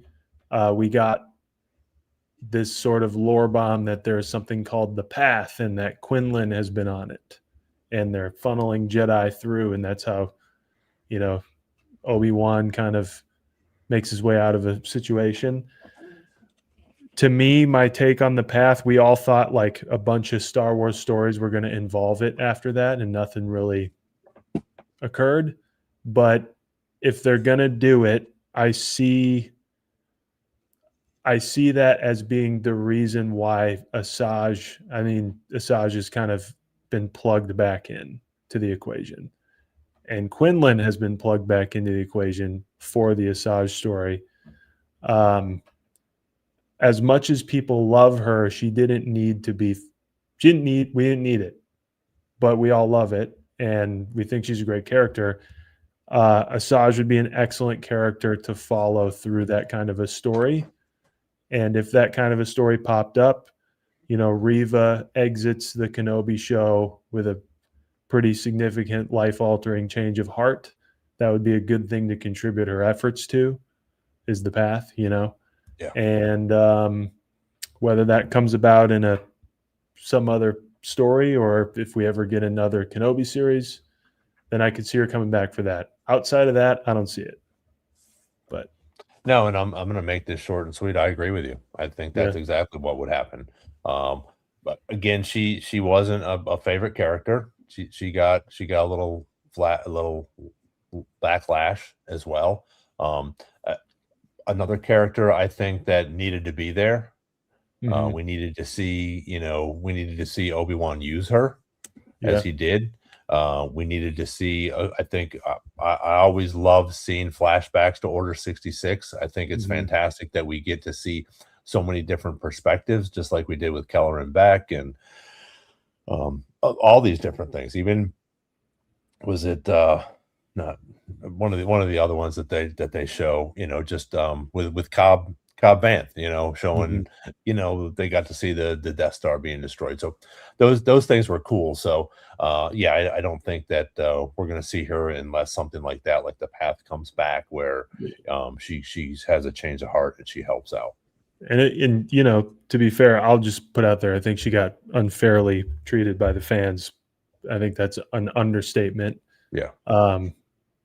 Another situation where somebody got way more heat than they deserved, especially considering, in live action, for sure, the only Inquisitor that's had any depth, right? Like, objectively pretty cool story that you have an Inquisitor who survived and whose sole purpose is to get revenge on Vader. It's pretty cool.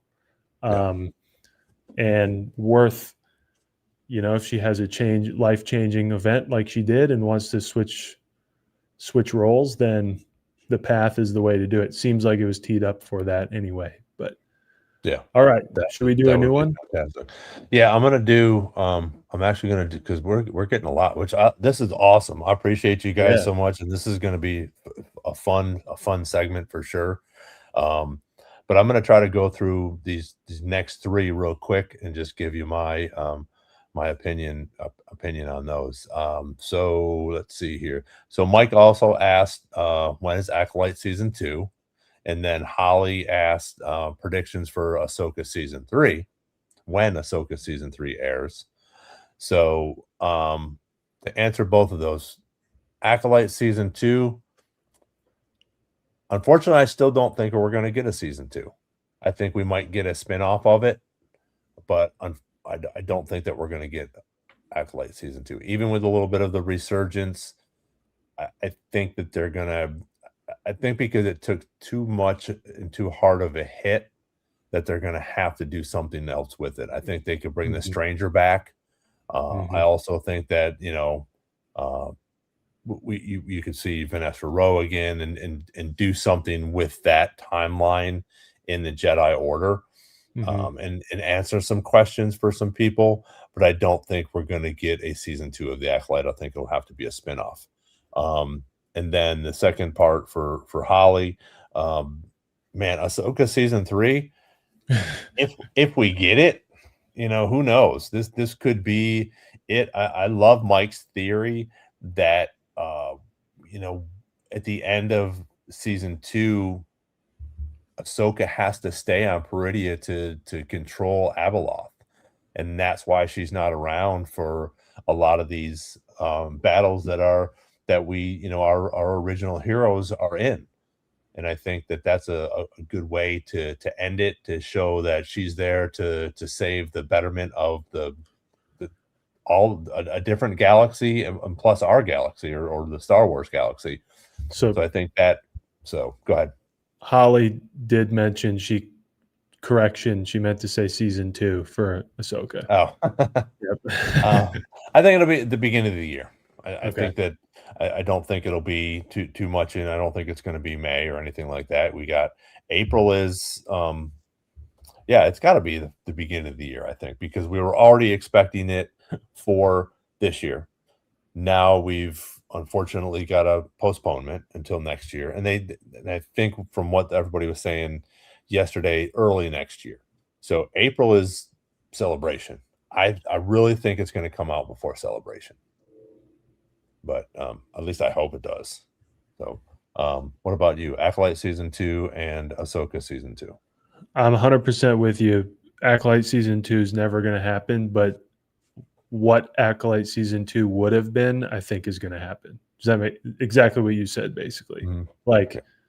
Those stories, I think, will continue. It just the compromise is to trick everybody into thinking it's not the Acolyte, so it doesn't just get like bombed ahead of time like it did. Yeah. I think they'll expand on the stories that we all wanted to see following it, and it'll be something different, but we'll all talk about it like it's season 2, and then Ahsoka season 2, I agree with you. I think spring of 27, depending on, I guess I have to look it up. Does Starfighter have a release schedule? Yeah, it's May. It's May again. Yeah. I'm pretty sure. Then I think and when is Celebration? April. Yeah, I think Ahsoka will be partially out during Celebration. I don't think it'll be done.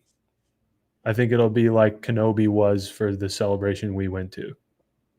It'll be like well underway, and Celebration will talk about it. Or it'll be done by then, but right up until then, and then we have like the panels about it. Yep. So whatever date that puts that on. Yeah. But let's do this is an interesting one. Jacob had an interesting one. What's the one creature you could beat in a fight easily, would brag about fighting, and would avoid like blue Nile virus?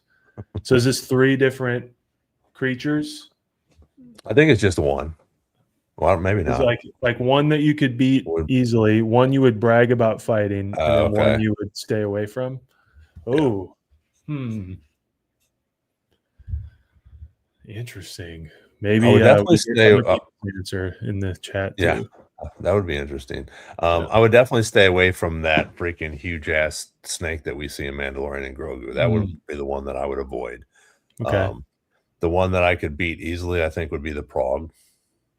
Just the pork. the pork. Yeah. Okay. And the one I would brag about is man, I might not have any arms, but definitely I would brag about fighting a Wookiee. Yeah. Okay. Is this accounting for like us right now, or do we know the Star Wars universe? Like we've lived in it. That makes sense. Whatever. I mean, this is headcanon. This is just our answer. Yeah. So whatever. I think I could beat no, I don't, never mind. Honestly, I think it, like, chips were down, him or me, I could take out a Tusken Raider. I think if it were like that sort of thing. I don't know if we have weapons or not, but I think I could do it. It's like a person, But I would brag about like escaping like the thing in the pit in Geonosis, the big spider from Felucia, the big thing. Yeah. I don't think I think a person hauling ass could run away, and then I would tell people that I fought it. You know, and then what I would avoid, man, I don't know. I'd probably avoid most Star Wars creatures, to be honest with you. Yeah. I would avoid walking near a Sarlacc pit. Yeah. It seems like a There lame you way go. to go out. Yeah. So, No, I would not want to do that. yeah. But All right, let's do this one next. Then I'm gonna look for some other two ones. boots get more boots. Yeah, maybe if he makes it out. Yeah, I think so. I think he'll get Yeah. more boots. I think that was a play for him to show that. And now that he's gone, taken Brander's side and gone with them, I think it'll be interesting to see what happens with them next season. But I definitely think that we'll get some boots. I'm interested to finish up the series as well, the Mall comics, and just get a little bit more background. And that's why I also think, like we were talking about, we don't get to see actually Brander Lawson die in Maul, and he does see what Maul does to Daki, and pretty much this whole comic series is about the two of them. So I think we're going to have a little bit more story for all those guys. Sweet. So Mandalorian's N36 asked this earlier, and I saw it. I was like, ooh, I forgot to click on it. Top 5 strongest non-Force users in Star Wars. Do they have to be ranked, or can we come up with 5? Because I don't, ranking I would say just come up with 5, because that's, I mean, in strongest, are you talking about, I mean, Han Solo's not strong, but I would say that he's one of the stronger. Survivor. Yeah. Survivors in there. I mean, now if you're talking about strong non-Force user, you're talking about the Wookiees. Yeah. Mandalorian's N36, is this like physical strong, or like all encompassing, like, as a character? Because strength wise, you're right, Ron. Like you'd have a Wookiee, you'd have, I'm sure the Wookiees rivals, like what Bosk is, Trandoshans, I'm sure they're plenty strong. Right. Yeah. So let's go off of character, and like if you were to put them in a ring, with all their skills. So like Han's piloting skills count, that sort of thing, or someone's shooting ability counts. So let's go on that. Okay. All right. You want to go first? Or you want me to? You want to ping pong them, so I'll come up with one. You come up with one. Okay. I'm going to stick with Han. Okay. I think that's a good one. I think he's a strong non-Force user in different capacities. Being a smuggler, being a pilot, being being able to shoot, and that was one of the things I did like about the sequels, is you can go back and and he's just, before he dies, unfortunately, spoiler alert, he just turning around and he's just shooting, and he's hitting everybody. So I think he has skills with the blaster as well. So I think that he's definitely one of the stronger non-Force users. That's a great pick. Anyone who's heard me rant about Attack of the Clones is going to know what I'm going to say. Jango Fett was the first person I thought of. Would love to get more, like my Dream Tales series is about Jango Fett and about his recruitment. I think because we love Boba so much, we might like underrate Jango Fett, baddest MFer in the galaxy that isn't a Jedi or a Sith, right? So he's the first person that came to mind when I read that question. but I've seen some others in the chat that are very significant. So who you got next, Ron? Oh, I'm gonna play off of that. I'm gonna go with Boba. There you I go. mean, that's where he Boba is, one of the baddest bounty hunters in the galaxy during his, generation, so to speak. And he learned it all from Django, along with, some of the bounty hunters that he was out with. But, he got a lot of it from his dad, and especially his, I think his anger for what happened to his dad helped build that anger. And as we see now, I know some people don't think he's as bad as an MFer as he once was, but after training with the Tuscans and stuff like that, I thought he's even more dangerous at this point. Maybe he's got a little bit more of a heart, and it is what it is. But now that he can, the gaffy stick and all those type of things, now I think he's definitely up there. Mm-hmm. I'm gonna go with chat favorite Thrawn. I feel like probably should have been our number one, but hey, you asked us. We're the ones who get to. I'm just kidding. That's right. Yeah, Thrawn is like the ultimate non-force user villain that you could have in Star Wars. He's brilliant. He's also kind of mysterious in his interests, or like his self-interest, at least in current canon. He's like the only guy that could be heir to the Empire and have it be a real big problem, as we see throughout Legends, current canon. As Steve just said in the chat, Big Blue Meanie. And in Rebels, and also in the Timothy Zahn books that are currently canon, like dude can fight too. It's not just him, being smart and outplaying everybody. Like, can hold his own. He's fighting those robots and rebels and stuff, and he knows what he's doing. And anyone, like, I'm mainly speaking to my parents in the chat. If you don't know who Thrawn is, he's a big blue meanie in Ahsoka. And if you could think of, like, if you were an Imperial person and the Emperor and Darth Vader are gone, this is the guy that could come into leadership that would make you feel like, oh, okay, things are fine. Like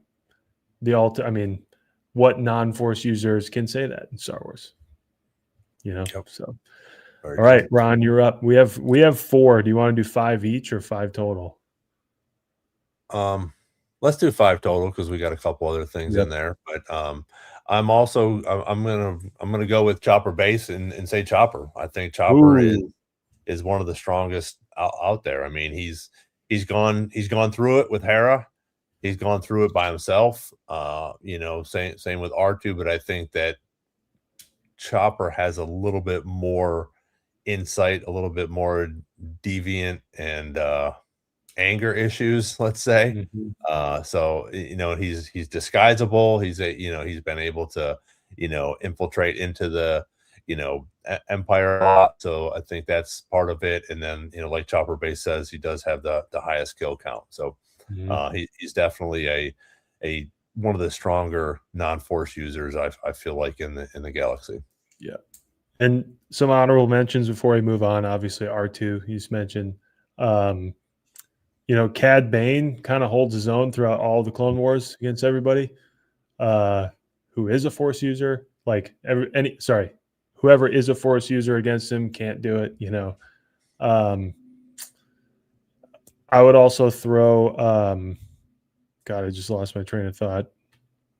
Maybe we should throw Grievous in there while you're thinking. Yeah. He's not a Force user.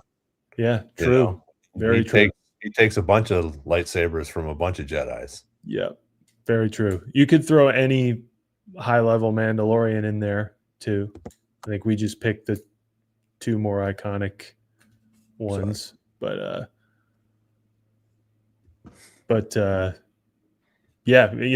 just saw in here Poe. There's a lot of Din Djarin is a big one. 5 isn't sure. 5 is never going to cut it, but anyway, that was a great question.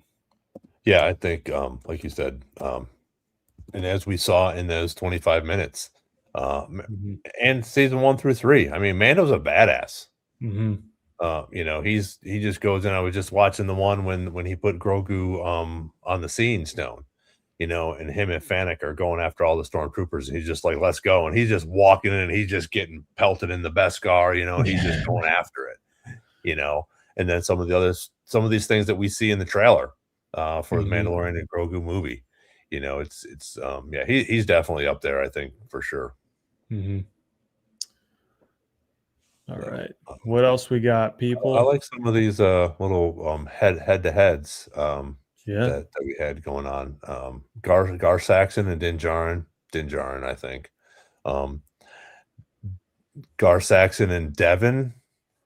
I think at the beginning of Maul, Gar Saxon, but I think now that Devin has sort of got a little bit of that rage in her, and the way we saw her fight against both of those Inquisitors, I think that she could is badass as Gar Saxon is. And I know he's defeated a bunch, but I think that she could possibly, if she lets her rage control her, I think she could possibly beat him. Yeah. It's my exact answer. I'm with you. I think Din is also not just a great warrior, but he's a survivor. We'll see if that occurs, Mike, in this movie. But Gar Saxon is very cool, though. Yeah. Hit us. We still got a lot of time for questions. Hit us with them. We got Rook Cast and Fennec Shand. I'll let you take that one. I feel like some of these questions you just got to go with your gut and be willing to take it on the chin if you're wrong. But my gut told me Rook Cast. Okay. So Fennec's awesome. I think Rook Cast made it through a lot, and the only person who took her out was the guy, So Vader. Yeah. But anyway, Jacob's got a good one. Squadron of Imperial Commandos versus Squad of Death Trooper from Rogue One. What do you think? I think the Imperial Commandos. I think that the Death Troopers were okay. I think they were more of, and not to take anything away from them at all, obviously, more Secret Service style. Are we talking like the guys from Andor? Is that the Commandos? Yeah, well, he said the Andor, so I'm guessing the both of those. Yeah.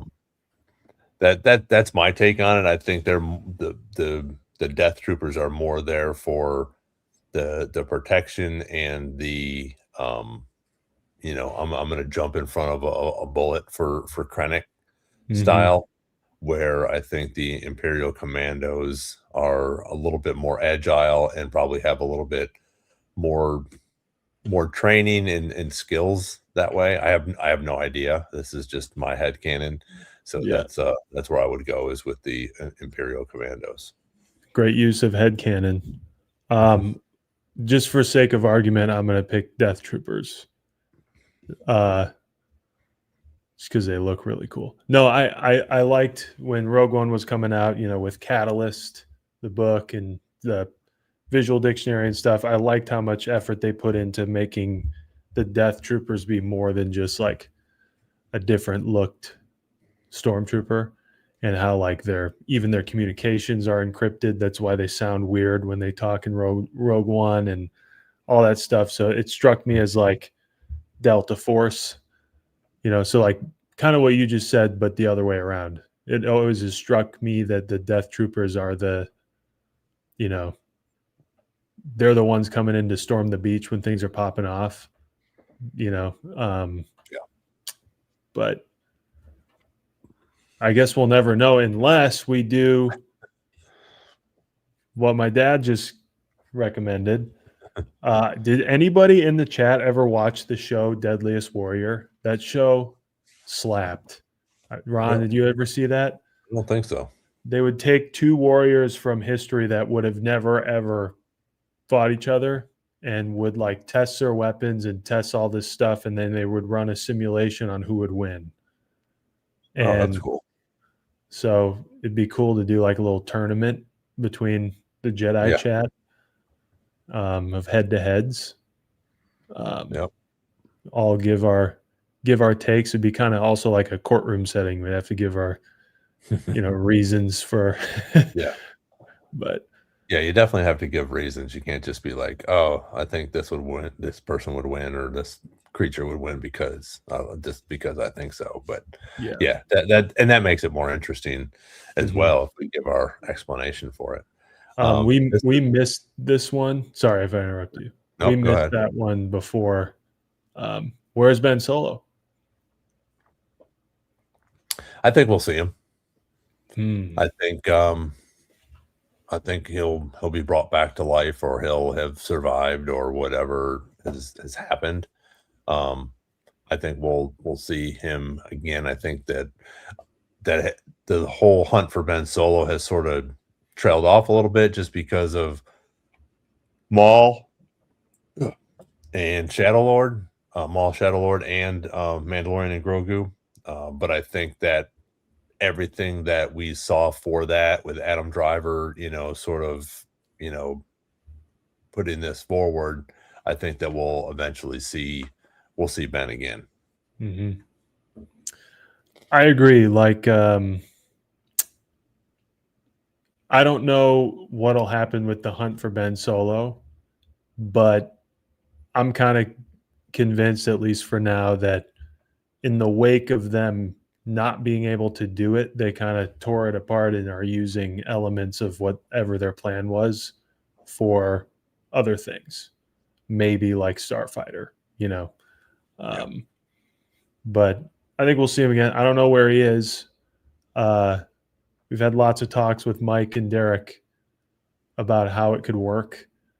But I think if it was that cool that everyone at Lucasfilm got everything ready to go, it was basically a done deal, then it's probably something that wouldn't have been expecting, or is just cool enough to where we just need to sit back and enjoy it. But I hope to see it one day.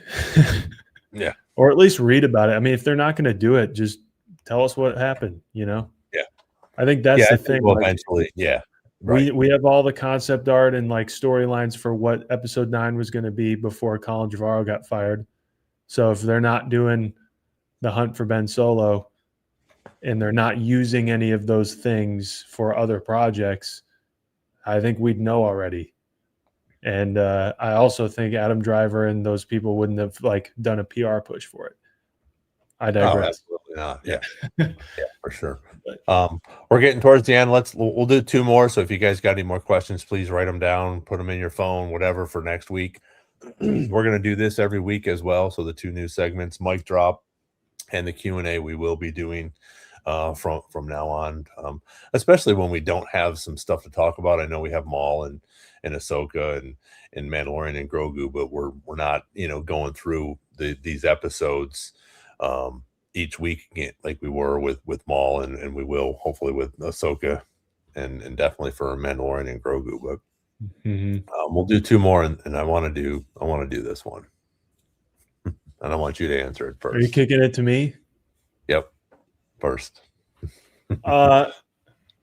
We getting saucy? Yeah, mine's gonna be quick. Yeah, I think social strife aside, I didn't think it was that big a deal. I think if we're going to go from Rey as nobody, which I thought was the way to go, to Rey is Palpatine's granddaughter, to but still doesn't have a family sort of thing and overcomes being Palpatine, and she says, you know what, I feel like I want to honor them and carry their name. I don't really care. I knew it was going to piss people off, though, which is kind of why I was like, why it seemed like a goading of people, like, hey, look what we did, that sort of thing. I don't think it's nearly as big a deal as it was made out to be. I think it's, for putting feelings in it, I think it's weirder that she's a Palpatine than her calling herself a Skywalker, in my opinion. It was cool, but that's something that would have been nice to have planned earlier, than in the same movie that happens. So yeah. Everybody's waiting for my answer. Yeah. Everybody's listening to me. Sitting on the edge of their seat. Yeah. Thinking what I'm going to say about Rey Skywalker. It wasn't my favorite ending. I will say that, Papa Boss. There's nothing we can do about it. I'm not a huge fan of her taking the Skywalker name, but it's out there. I think if we get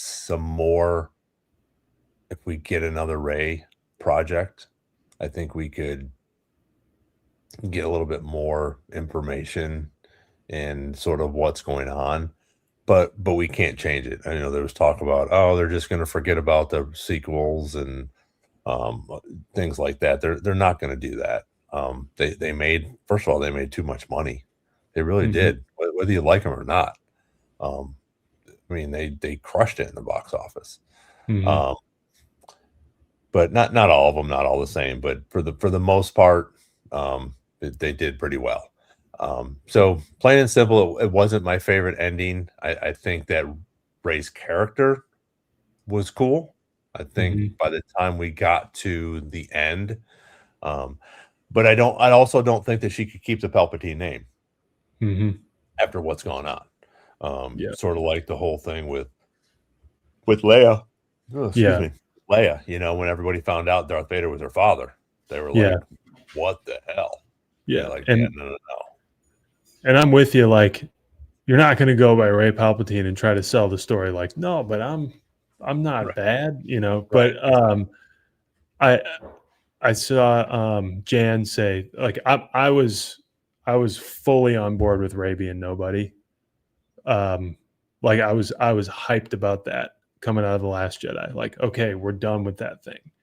And then if they're going to be a dyad and you make it significant or whatever, then the Palpatine thing is cool. It's just, to me, too little too late for the last movie. And the Skywalker thing to me was more of like, we learned in that movie that she trained with Leia, got real close with Leia. And obviously her situation with Luke, part of Rey's whole personal identity thing that she grows through the sequel trilogy is like her family and wanting a family and wanting to feel like her family's coming back for her. And the people who did were Skywalkers. And, could she have said Leia Rey Organa or Rey Solo or whatever?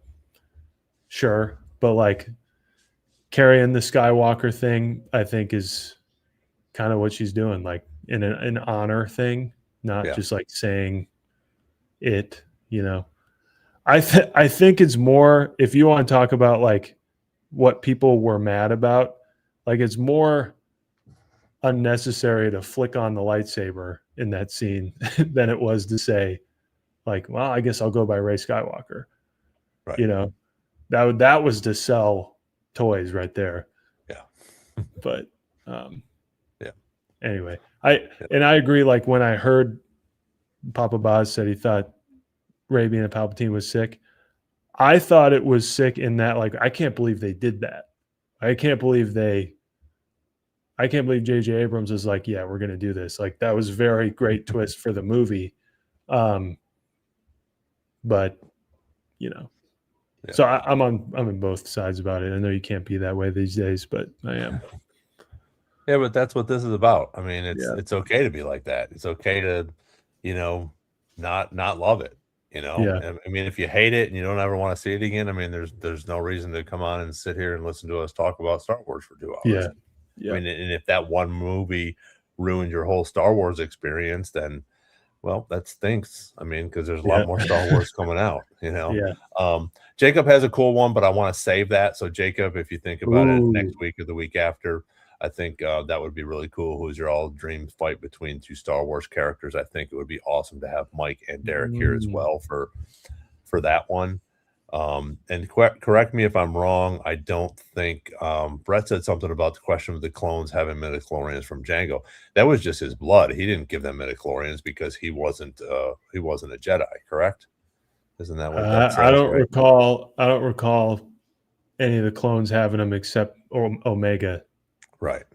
That being such a crazy thing, you know. Yeah. I don't recall there being anything just like that. Django could have been force sensitive either, but maybe I'm wrong. I don't know.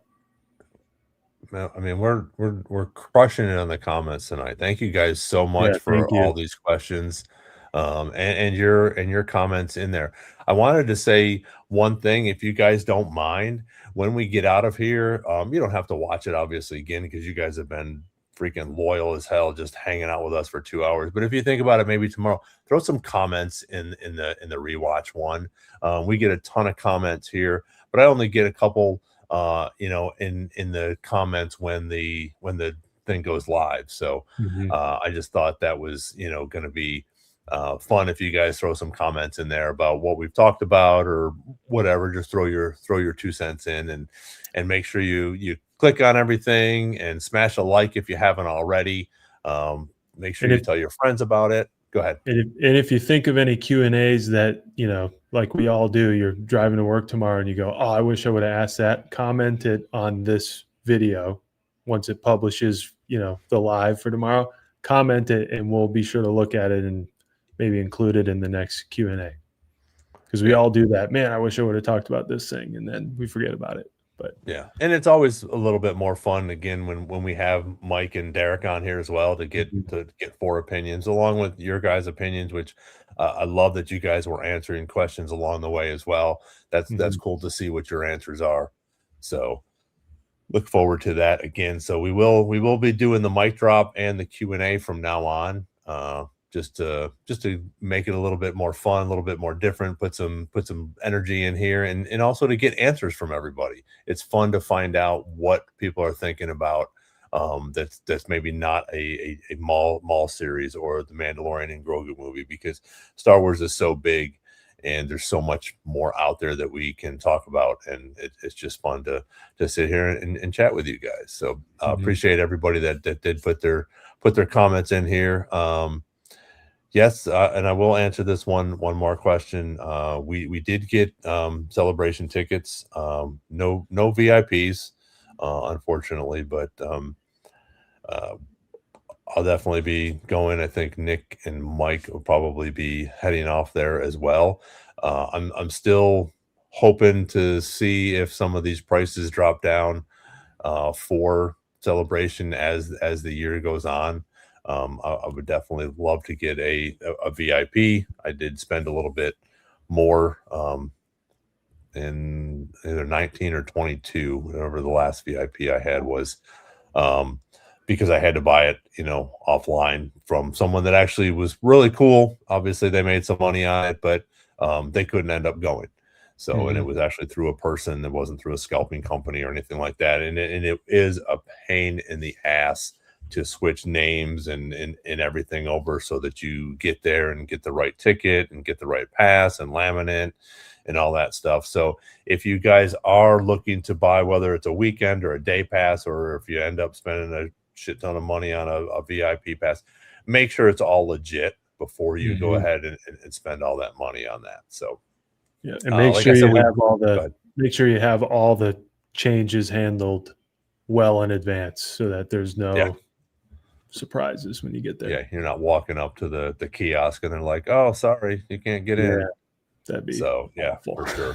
We will be live next week. We have another fun type of thing like this. I'm looking to hopefully get a studio up there and do our podcast up in Boston with Mike, another content creator, and we'll see who else we can get on there. I know Mike will definitely be back Tuesday. Check his Discord, check his streaming and podcast and stuff. I know he has some videos that he's going to drop and some shorts while he's gone, but I don't think he's got a podcast tomorrow or Saturday. I'm sure he'll be back on Tuesday. Then we'll all be together Wednesday and Thursday for the Mandalorian and Grogu. So we'll get some more predictions for Mandalorian and Grogu, see what else happens. Maybe we'll get some more information. Maybe we'll even get a leak of some Ahsoka stuff, which would be cool. I think that would sort of help dull the pain a little bit when we were, getting all that stuff situated. And they told us, yesterday, they told us that Ahsoka was going to be postponed. God, please, no! No! No! No! So hopefully we'll find out when that is. Anything else before we get out of here, buddy? That's it. Thank you. As Ron said, thank you for all the participation tonight. You guys made it fun. It's always fun, but you guys made it really fun. So Yes. thanks for spending the evening with us. Absolutely. Jan, real quick, no hotel yet. The prices are insanely crazy. So I'm sort of waiting on that as well. I'm on the wait list, but I don't know when that comes up and stuff like that. So again, everybody, thank you so much for being here with us. May the force be with you. And I guess so. You can't hear that? I can. I don't know if the chat can, but okay. You can? I can't hear it. I don't know if the chat can or not. All right. Well, anyways, it was the Cantina music. But until next time, may the force be with you. We'll see you on the next Star Wars Jedi chat. Y'all have a good evening.